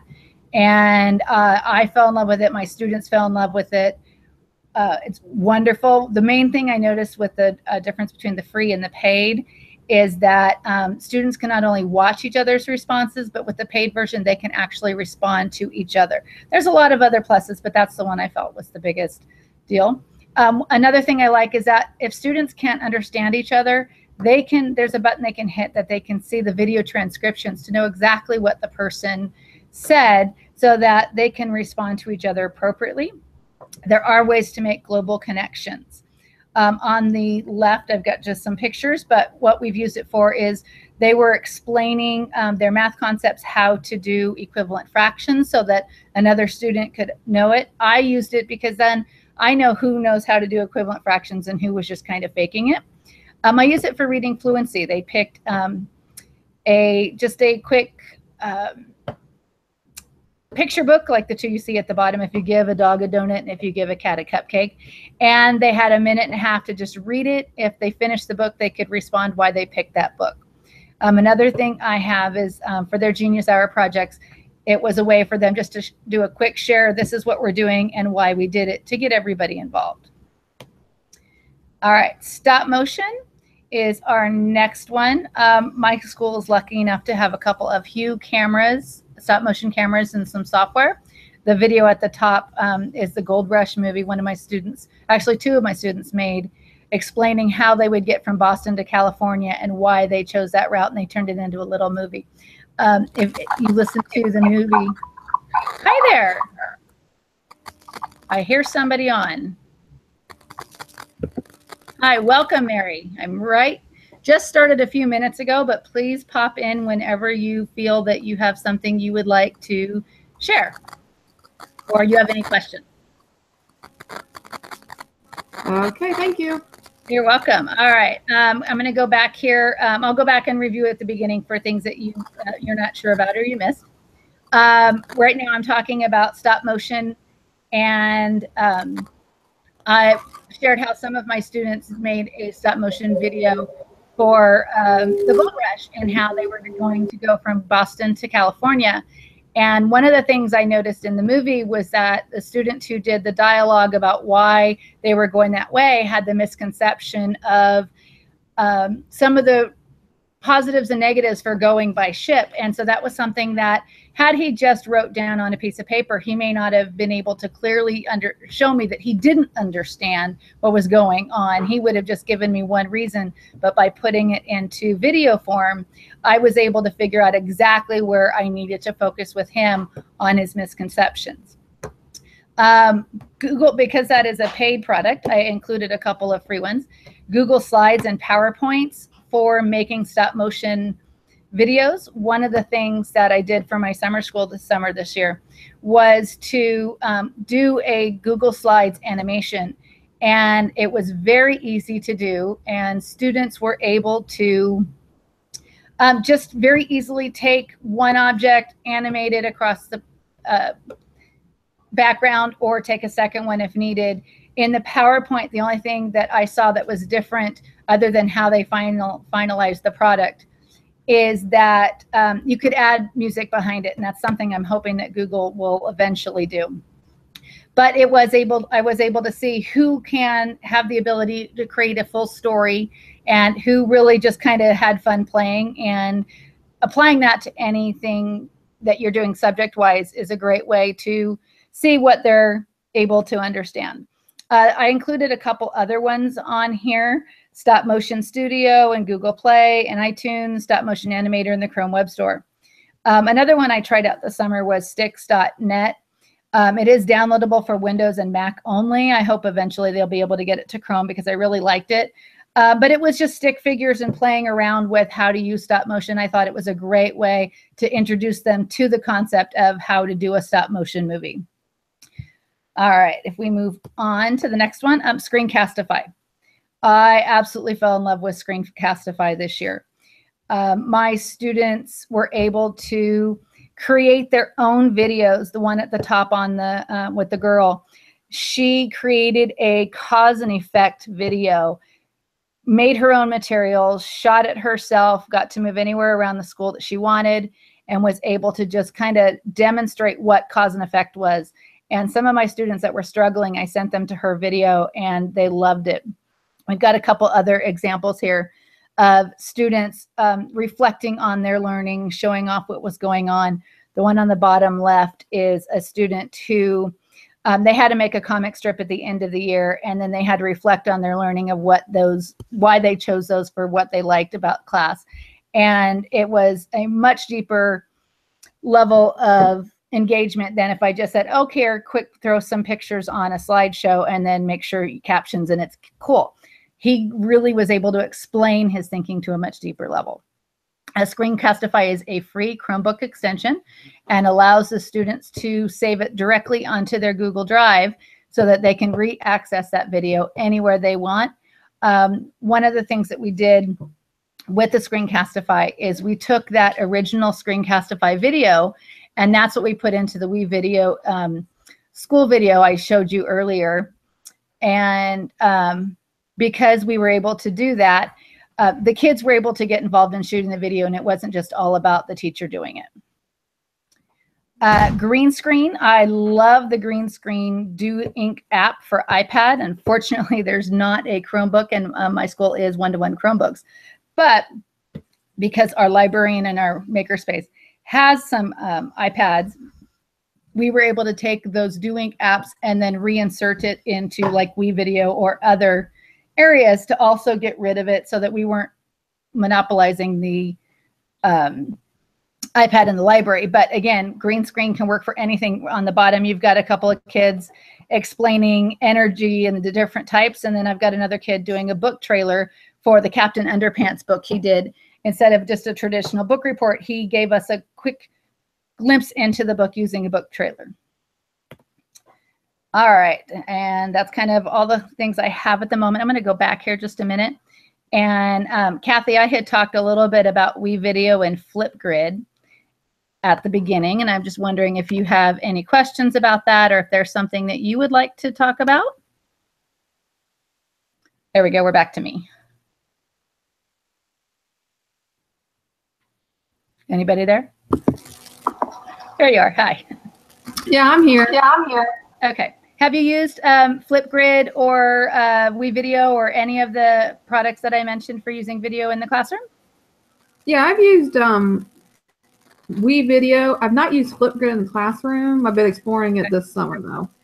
Okay. Yeah, Flipgrid was wonderful. You can extend make it a short response or a long response on any topic. My kids, the first thing we did, I think, was the reading fluency, where they just picked a picture book, read it. I could sit at home, and instead of trying to fit, I have 35 students, and trying to fit 35 kids one-on-one while 34 other kids were all doing something quietly, so I could hear that one student read, a small passage. I had them all do it on their Flipgrid, and I could read it at my leisure and then respond as I needed to for them. Other things we did was they explained their science concepts. They explained how to do a math project. One difference I found with the paid version that was well worth paying for me was that they could respond to each other. And that totally upped the game when we added that at the very end of the year. I think I added it like in May, and we had been doing it for about 2 months before then. And all of a sudden, their videos got even better than just, oh, that's a video. My shy students are now talking. Great, I can understand them. I'm not having to ask them to speak up. But because they're responding to each other, it's now a global audience, and they want to make it better, and they'll record it like 5 or 6 times because their best friend might be listening to it at some point during the day. Oh. So I really like that aspect.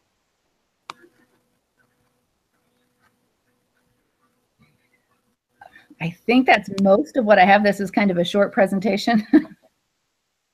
Was there anything, have you used video for any kind of assessment or anything in your classroom? I know you said used them for. We've done it. We've created some videos with storylines and that kind of thing, but not just. I teach high school. Okay. 11th and 12th grade. Okay. So we teach I teach video editing with Premiere. Okay, I haven't used that one. So we kind of use it that way just so that they can earn the certification in that, and we create some little techniques on get more into with it, like an embedded English teacher to write storylines and plot lines and all of that. Oh, that would be great. You could actually even do it with, like I said, with the math teachers or the other ones, and have them, something I was watching the other day talked about how kids making YouTube videos or searching YouTube videos all on their own when they don't know how to do something, having that kid in the math class or in the science class make their own YouTube videos about that concept. And now you've combined your class with the subject matter class beyond just English Create, a movie. And it completely ups what they can do and what they want to do, because you've got that bigger audience now, and you tell them that there's a possibility someone outside their teacher or their classmates are going to watch it, and they're completely going to do a much more in-depth job. Yeah. Thank you. You're welcome. I think we had someone else join. Matthew, welcome.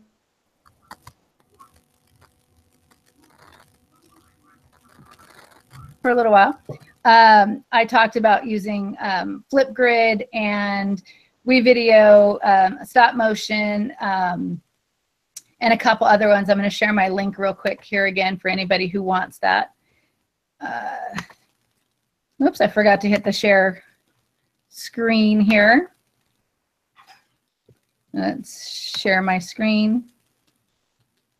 And I'm going to share over here. So if you want access to my presentation again, it's goo.gl/S, P, B, and that is a 0. So if that's something that you're interested in, feel free to look at it and ask me questions, or add, make a copy of it for yourself and have the links to all the different videos and the student examples. Did you have any questions, Matthew? Or would you like to share how you use video in the classroom?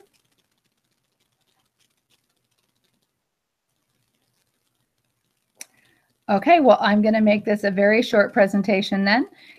So thank you to those of you who are watching and not quite participating, but I hope that you were able to get something out of it.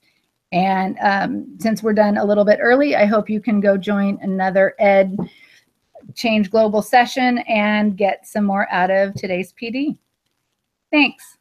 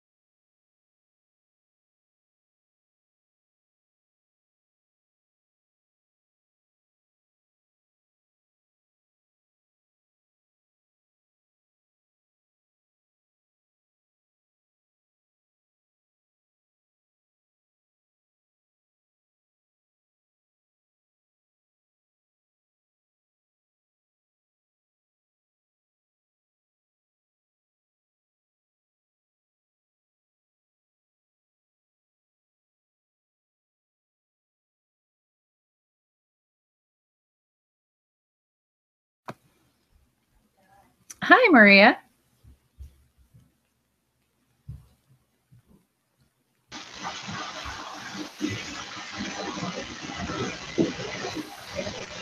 So I shared my link to my presentation in the chat if you want to go on there.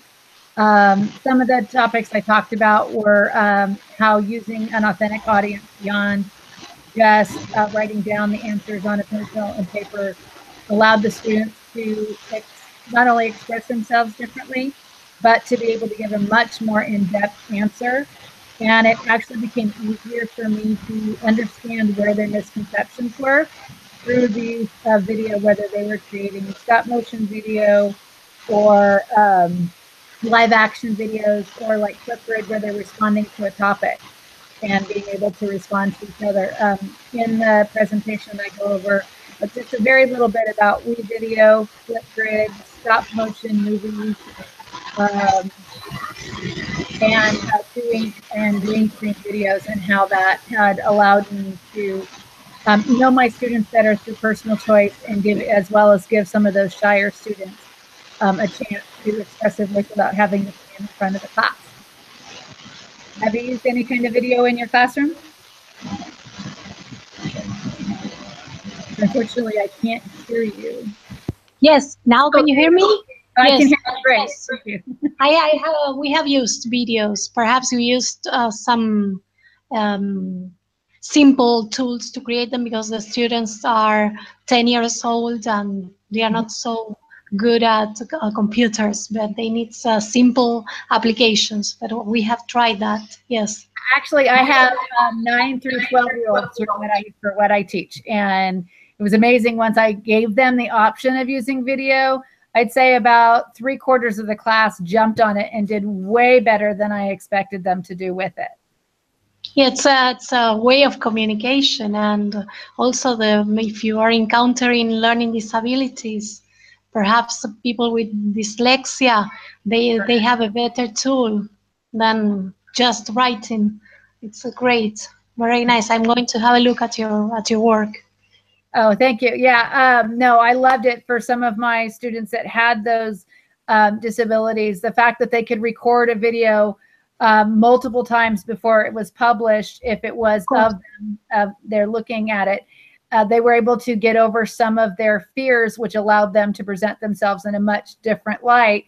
And they were no longer seen as that kid that can't do it anymore, because they had something that maybe someone else never knew that they had. And I love that aspect to it. Yes, they love it, yes. And they can edit their work, they can make things better, improve their work as they keep on trying. They realize their own mistakes. Very interesting. Yeah, I found it was interesting. Have you used Flipgrid yet?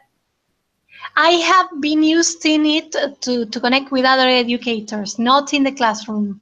Okay, yeah, we used it in the classroom this last spring. And when I did the paid version at the very end of the year, and they got to respond to each other, I found they were actually recording many more drafts than if I had just said present for me, because they wanted to do better doing it for their peers. And I was sharing with someone earlier that when you tell them that this might go outside the classroom, whether it, you know what, I'm going to put it in my YouTube video, YouTube channel for my classroom videos, or we're going to share this through your blog, or however you're going to share it outside the classroom, that they tried harder to get it exactly perfect. And it was amazing to see the difference between, I'm just going to create a small video that only my teacher is going to see, versus, hey, the whole world could end up seeing this. They get motivated. That's nice. That drives learning. Exactly. Did you have any questions about using more video in your classroom? Especially with elementary students, that's my exact audience. And no, it's I think it's clear. I need to try Flipgrid in the class, because I have tried that personally, talking to other educators, but now I have to take the plunge. Yes. Perfect. I think in my presentation, I have a couple of videos of some of what my students had recorded that you're welcome to look at. Sorry, that's my dog. To see kind of how students would use it. Great. Okay. That's nice. Did you have any questions or anything else, or want to share anything else? No, it's okay. I had something I wanted to talk about Skype in the classroom. It's something I have tried with my groups, and it was very nice. It was a new experience in which you bring something different to the class, something from outside the school. You can travel to museums. You can connect. Have you tried that? Yeah, we're a very big user of both Skype and Google Hangouts. We do mystery Skypes all over. So far, I've only been in the United States, but we've also watched some expert authors and illustrators, which completely got some of my non-readers into graphic novels. And we've been to, let's see, Borneo, Peru, and China for different scientific type of virtual field trips. It was really cool. It's incredible. It's something that some years ago you would have never imagined. And I don't know, you're there in a museum, even listening to the sounds the animals make. Because I'm in Argentina and we speak English as a foreign language. It's difficult to find opportunities in which the kids have to use the language to communicate authentically. And for me, it was wow. Mind-blowing. It changed my ideas, and every time we connect, I don't know, I feel goosebumps coming to me. That would be great to have that audience that your kids can practice something that they won't get every day other than with kids that are in the same place they are. That's really cool. Yes, it's extremely, yeah. Of course, you are a little bit restricted to the time zone you are and the times you're at school. But for instance, we could never connect to Australia, or there was a place in South Africa that they took care of penguins, and we could never connect because the time the kids were coming to the class, the penguins were going to bed, and we couldn't alter the timetable of them. But well, it's very nice. Yeah, it's incredible. I'm trying to connect with someone right now in Australia, and luckily they're doing an overnight sleep out kind of at the beginning of the school year, and so we're able. You're lucky. Barely. They're going to do it first thing in the morning, and we're going to keep the kids after school to finish it. And hopefully it will work. But yeah, it's hard with the time zones. I mess those up on a regular basis. Yes, of course. That's of course we can rely on videos or use Flipgrid to connect to those places which were not possible to connect if we have a different time. But I don't know. There's some sort of mystery in the mystery Skype in talking to the experts. I love that. Yeah, it's great. Well, feel free to click on to my presentation, and if you have I've got my contact information on there, and definitely contact me and I can answer. Okay. Do you have a link in Twitter?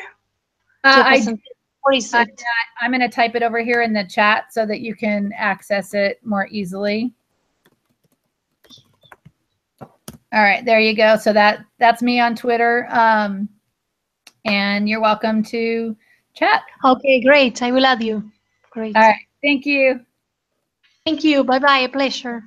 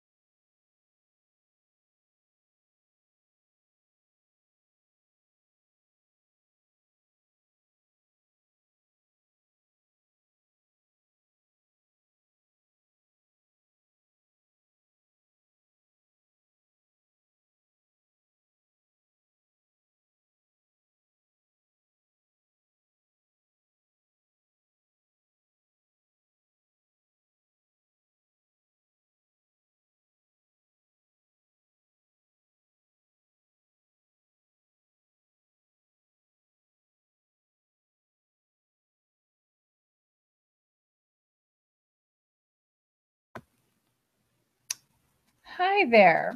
It is now time to start the session for Ed Change Global on getting your students blogging and how I used the blogging format to get my students to become better writers.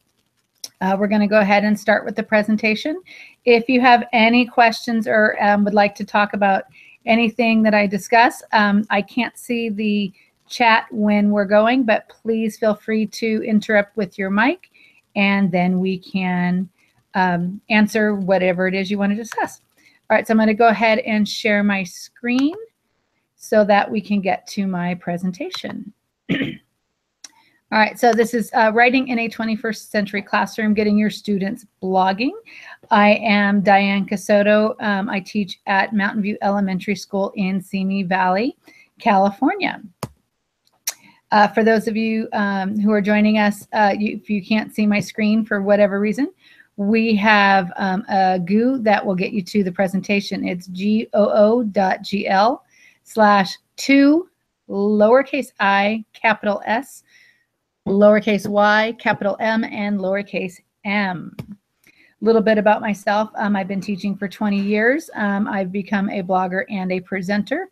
I'm Google certified level 1 and 2, as well as a certified Microsoft in education. I also teach using Flipgrid, and I've recently become a Flipgrid educator.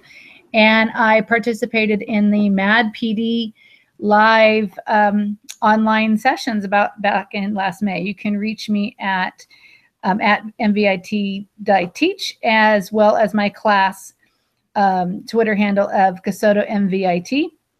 I do have a blog myself. It's foreveralearner.weebly.com, as well as a class website that are all on my About Me page that you can go and kind of check out what's going on in my classroom. For those of you that aren't sure what is a blog, pretty much everybody at this point knows, but just in case, it's an online platform for writing, for personal reflection, sharing with anyone outside the classroom, which makes for your authentic audience. It is a great platform for practicing digital citizenship and a window into the classroom for parents. One of the things that I found that if we have students blogging, then they are more likely to actually improve their writing because you don't have that red pen showing them what they need to do and how they need to get better. They have the ability to just do it because everybody else is there telling them to, or they're commenting on things that they don't quite understand. And students tend to want to perform better when they know the audience is bigger than just the teacher or their classmates. What have they gained from blogging? My students, I did it so that we were writing every week, and I chose their topics 3 times a month and then gave them a free choice topic once a month. One of my strongest writers that I had last year came up to me at the end of the year, and when we were talking about whether or not he liked the blogging experience, he said that yes, overall he did, but one of his biggest things was that he really enjoyed the free topic and not the other topic so much.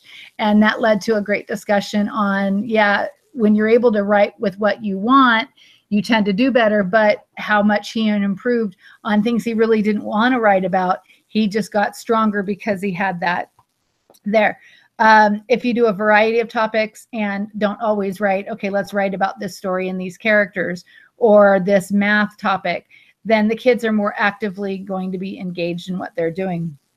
The comments that they get from whether it's outside of the classroom or even their peers makes a bigger impact than just the teacher.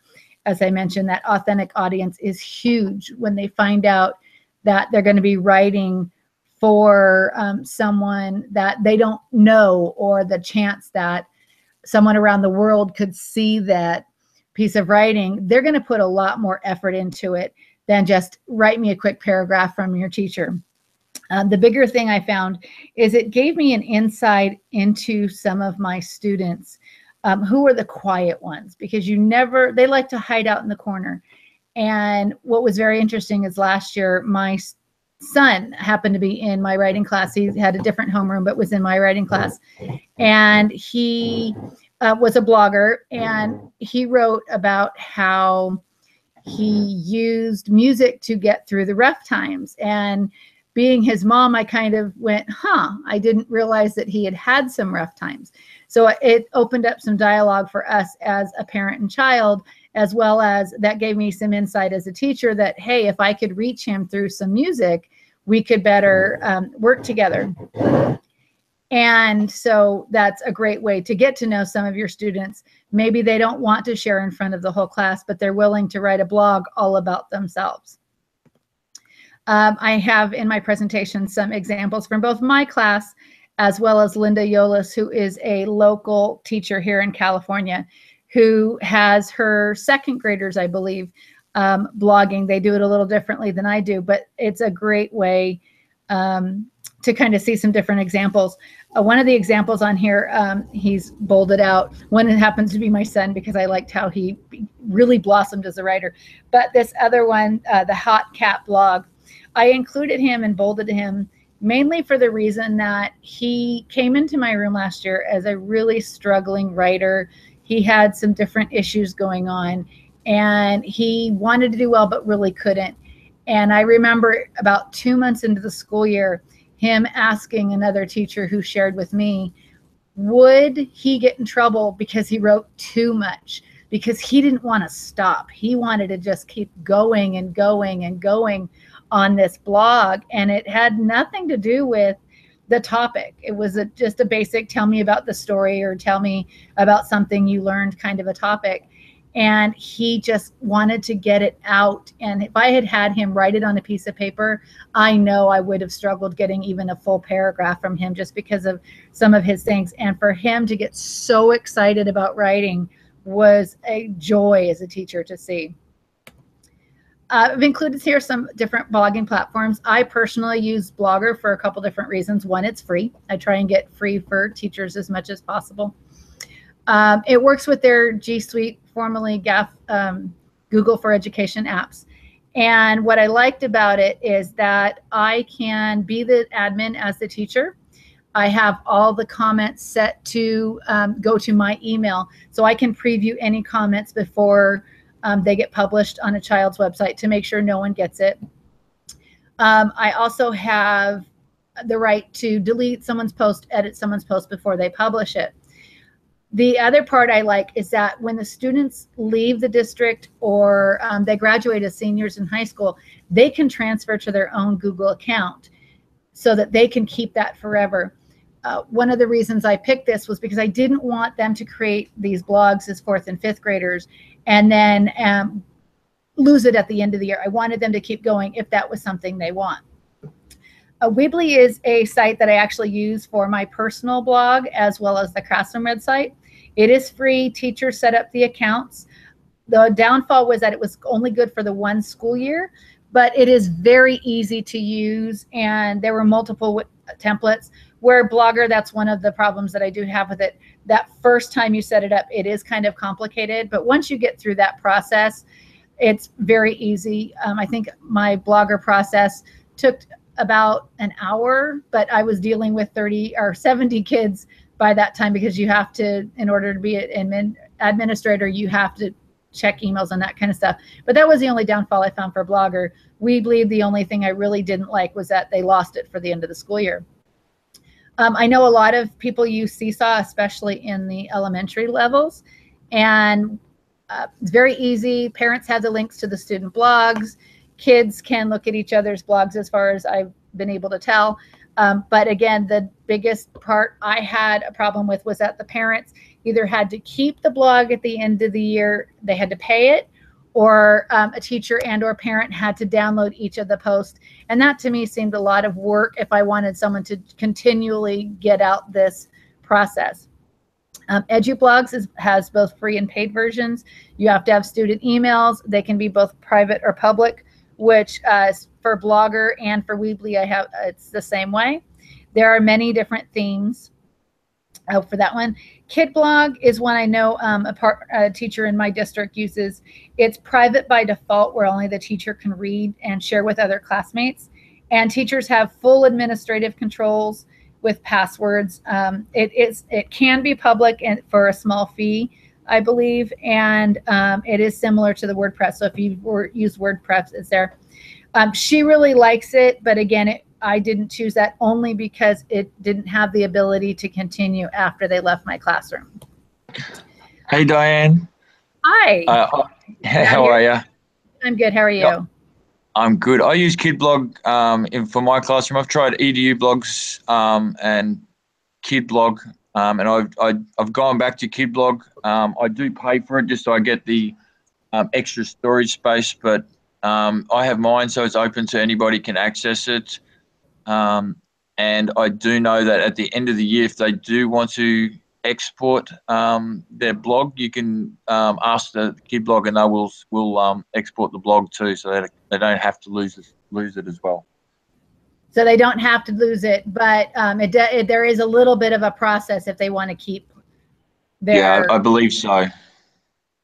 Yeah, that was a huge part of why I ended up choosing Blogger, because I didn't want that. I wanted this to be a growth portfolio.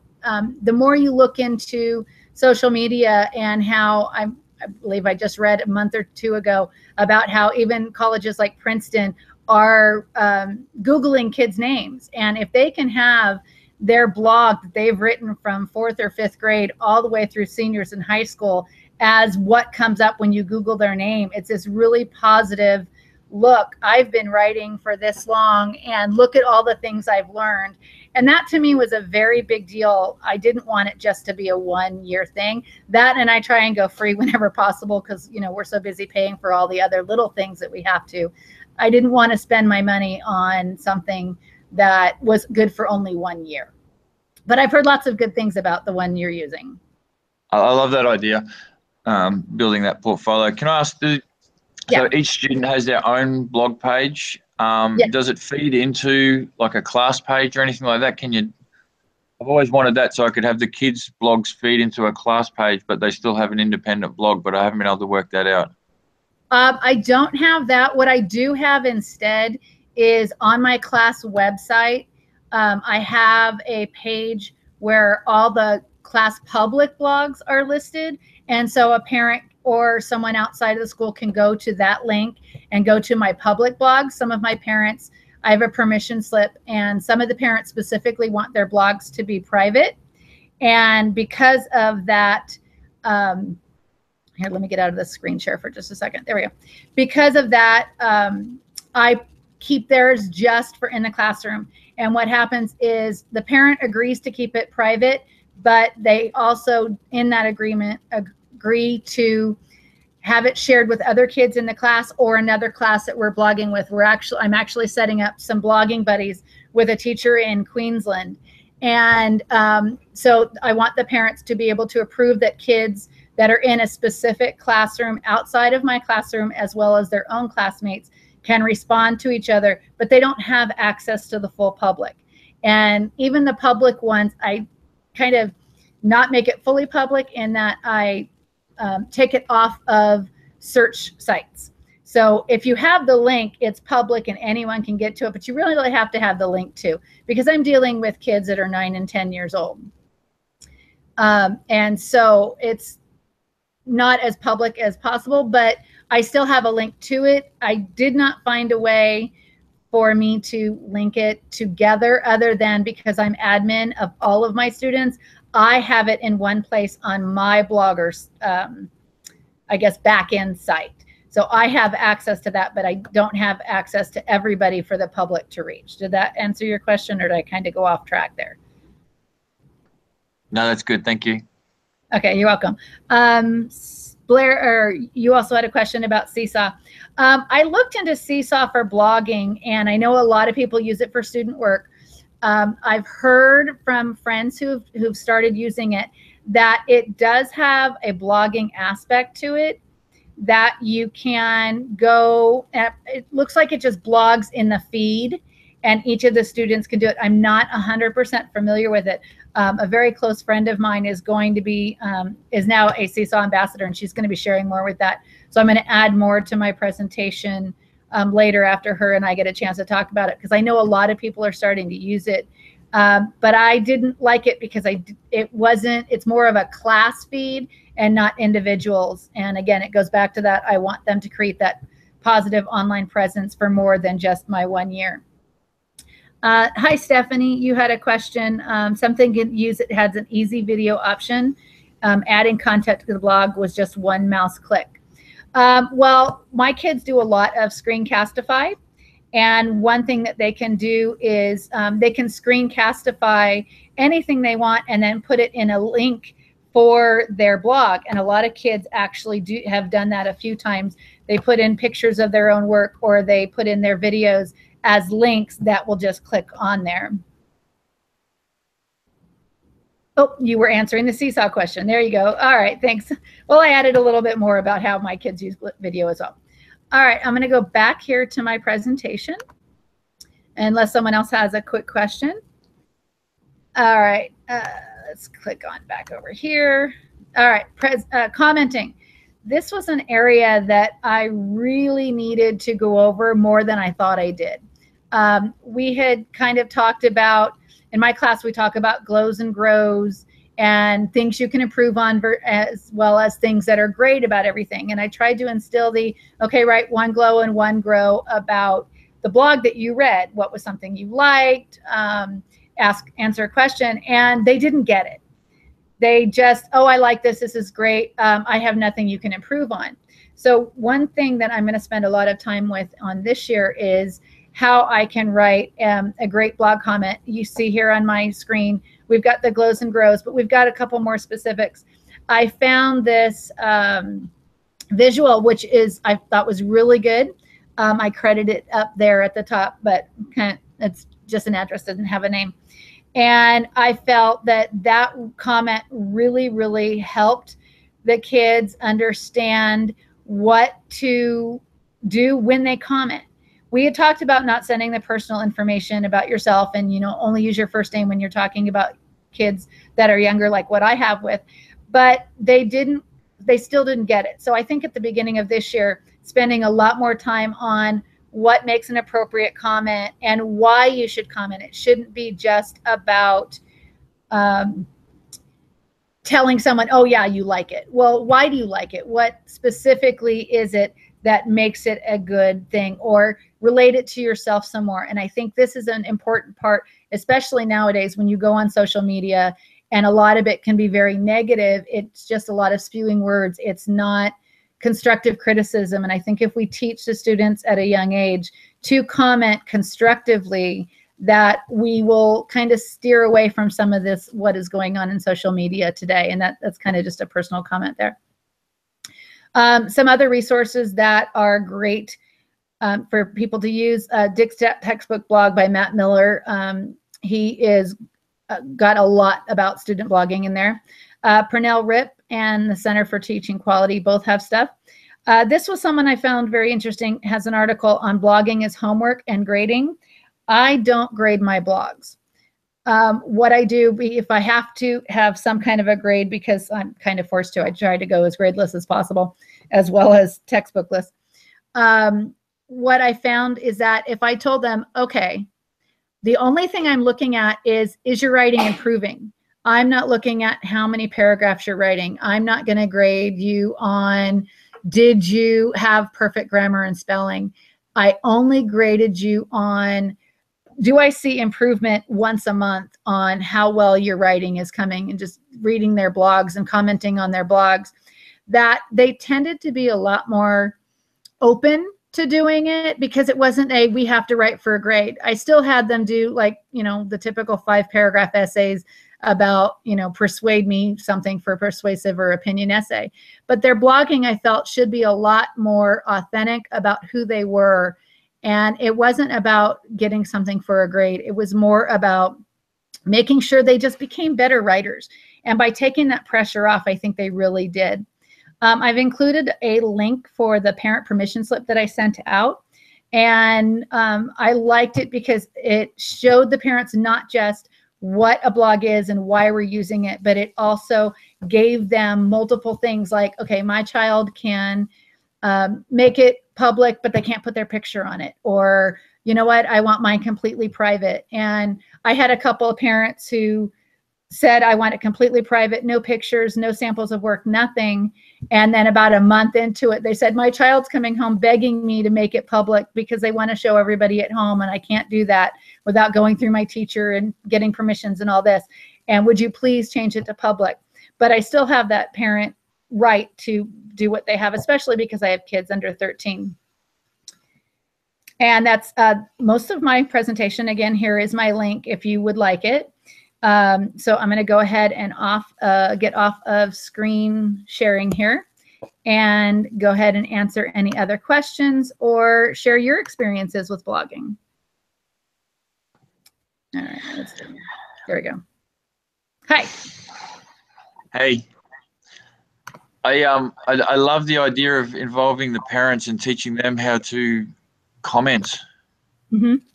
I haven't ever thought of doing that. And now, reflecting on it, I guess my parents would have never participated in blogs or anything like that. So that's a really good idea to get. Did you find like you get better, I guess, more commenting from parents, more involvement once you educated them a little bit more about how to use it?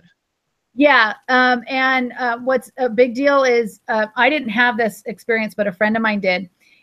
She had her kids blogging and parents commenting, and everything was going great. And she kept having to delete the comments because as moderator for younger kids, because the parents kept saying, oh, well, this is my kid and his last name is, and under 13s, you couldn't. So by sharing that with a parent saying, look, if you say this is my child and you've got your last name on there, now people can identify your child as well. So sharing that with them made them be more aware of things that they didn't think about. They had no idea that, oh, wait, I can't have my last name for my child. Even though he's my child, that's not something we do for younger kids. Or getting them to interact with their kids on it. I think I'm not sure if you were here at the beginning when I was talking about how my own son was a blogger, and I had to be careful writing myself as a parent on his blog, making sure I didn't have anything that was identifiable even between the two of us because he had a public blog. And it's hard. So that kind of helps you relate to the kids and the parents. When you look at a blog yourself, if you want your last name out there, great, but you don't have to put your last name on anything, or you don't have to say where you're from, as long as you keep it appropriate. I totally agree with the letting the students blog about what they want to blog about. I find in my classroom when I tell the kids, okay, you got to blog about a topic. Like I won't publish. I won't approve the post until they've edited it. We're putting it out there to the public. I want it to be, they're something they're proud of. So I don't. They know if I don't approve it straight away, then there's errors in it, and they need to go find them. But what I find is when I tell them what the topic is, there might be errors in there, and it might sit in their box still for their drafts for a week until I nag them to go edit. When they write about something they're passionate about, they're straight onto it and finding those errors and fixing it because they want it published. They want to get that voice they want their friends to see it and comment. I only had it this week. One of my students said, Mr. Smith, do you notice that when we blog about things that we want to blog about, we get lots of comments and not one person has commented on our schoolwork? And I was like, yeah, fair point. So, yeah. I mean, it's a great way to get them the confidence to write. I had, a couple of years ago now, I had a girl, she wrote 30,000 words in 1 month on her own time in a blog. And she went up 3 years in her reading level in that period of time, and her spelling went through the roof. Just because she was motivated to share her thoughts and her stories. And so, yeah, sensational way to improve their writing, and they go and do it in their own time. Yeah, one thing I was very careful about was not criticizing like their grammar and spelling. But what I found that when I had the kids comment on each other's, if the same people that were commenting kept saying, you keep forgetting to capitalize your I, or wait, this word is spelled wrong and I can't understand it, they were way more likely to correct it on their own than if I had held off and, not published that blog for them.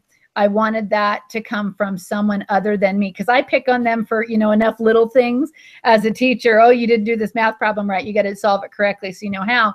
I figured, you know what, I can do that in formal writing time, but in the blogging time, let their audience tell them this isn't making sense. And it made a huge difference, even in their academic writing for grades. I wasn't seeing those same errors because other people have pointed it out on the blogs. So now they're transferring it to what they're being required to write in class. It'd be an interesting process of reflection when they can go back and, if they have that blog for a lot of years, to go back and see their early writing to see that growth as well. That'd be pretty cool to see. Yeah, it would be very much so. I'm a blogger myself, and I've been blogging for about a year and 3 or 4 months now. And going back at that year mark and just looking back at my first blog and my first couple, and my style of writing hasn't changed much, but even I've seen some growth in my own writing. So as a kid, to go back a year from now, I'm waiting to see. I have a couple of kids that are going to be teaching again next year, and whether in my writing class or my homeroom. And one of the first things I want those kids to do is to look at their blog from a year ago and see how did they improve in their writing. Some of them asked, could they continue blogging over the summer? And I encouraged it. And those that were moving on to the middle school, I said, yes, this is your blog now. I have no control anymore. You do what you want. And some of them were so excited to continue the stories that they did. I have a couple of students. My son is in one group. I heard there's like 3 groups of students that are all creating collaborative stories. And if you read all of their blogs together, it's this whole like comic, almost Marvel DC type of world that they have created. And there's multiple pods that are doing that among students.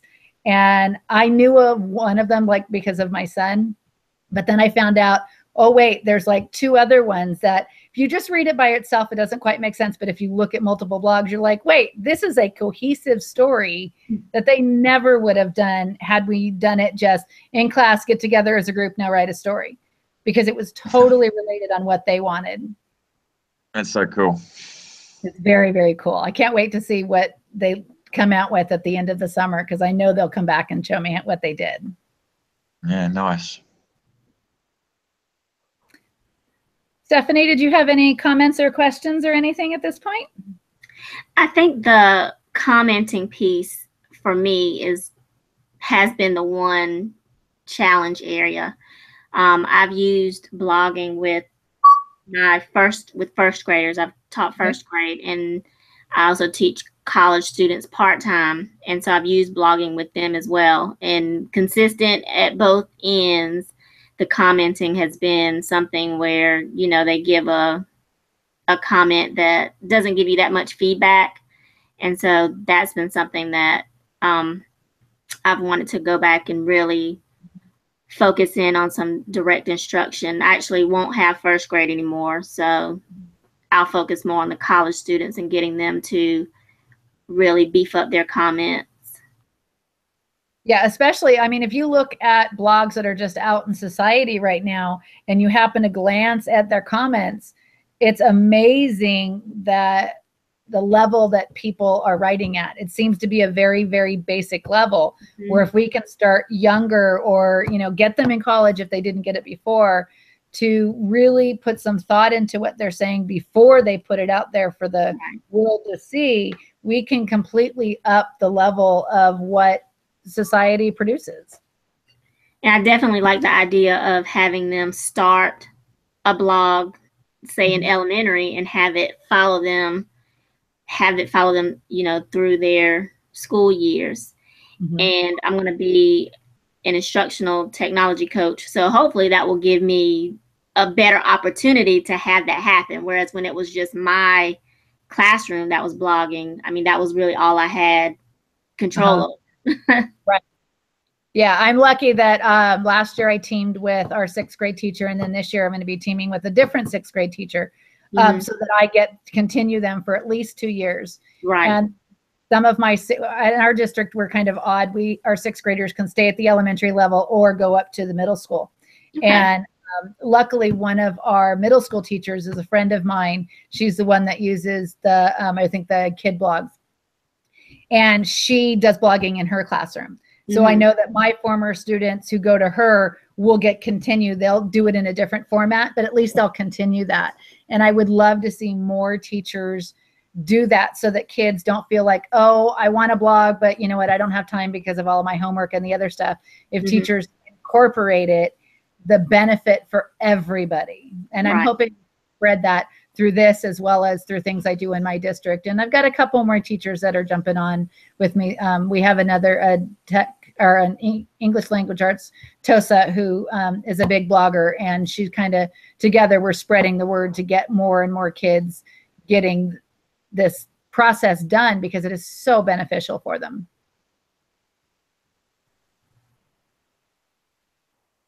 Uh-oh. Oh, no, there we go. That we were frozen for a minute. Oh.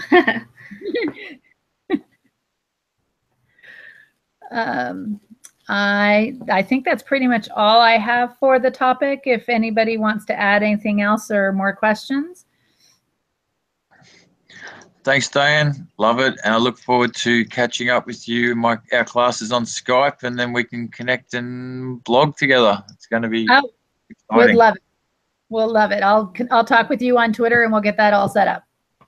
Fantastic. Have a great day. Do you mind putting your slide back up that had your link? Yes, I will. Whoops, I keep forgetting I had to do the screen share first. Just a second. Here we go. All right, there. Can you see that, or do I need to put on a full screen? Full screen. All right. It's for some reason it's down in the bottom. Is that any better? You know what? Let's. Oh wait. Okay, I saw it. I went to the. I'm on the live. Okay, I can see it on the live feed. Okay. Yeah, somehow for whatever reason it wasn't popping up. I noticed each individual as they were talking on the participation one as we were chatting, it wasn't switching back and forth between speakers. So I'm not quite sure if I'm doing something wrong or if it's just acting finicky today. But if you can see that on the line screen, and then I'll go ahead and see if I can copy paste it in here, and then I put it in the comments. I did that earlier. That seemed to help a couple people. Okay. Let's see if I can get that done. And over here. There we go. So that way, you know, people can get it, even though it's not up anymore. At least it's on the live chat on the side. Yeah. Well, thank you so much. All right. Thank you, Stephanie, for joining, and good luck. And hopefully you can get more of your kids blogging. I'm going to work on it. Okay, good luck. Thanks. Bye. Bye.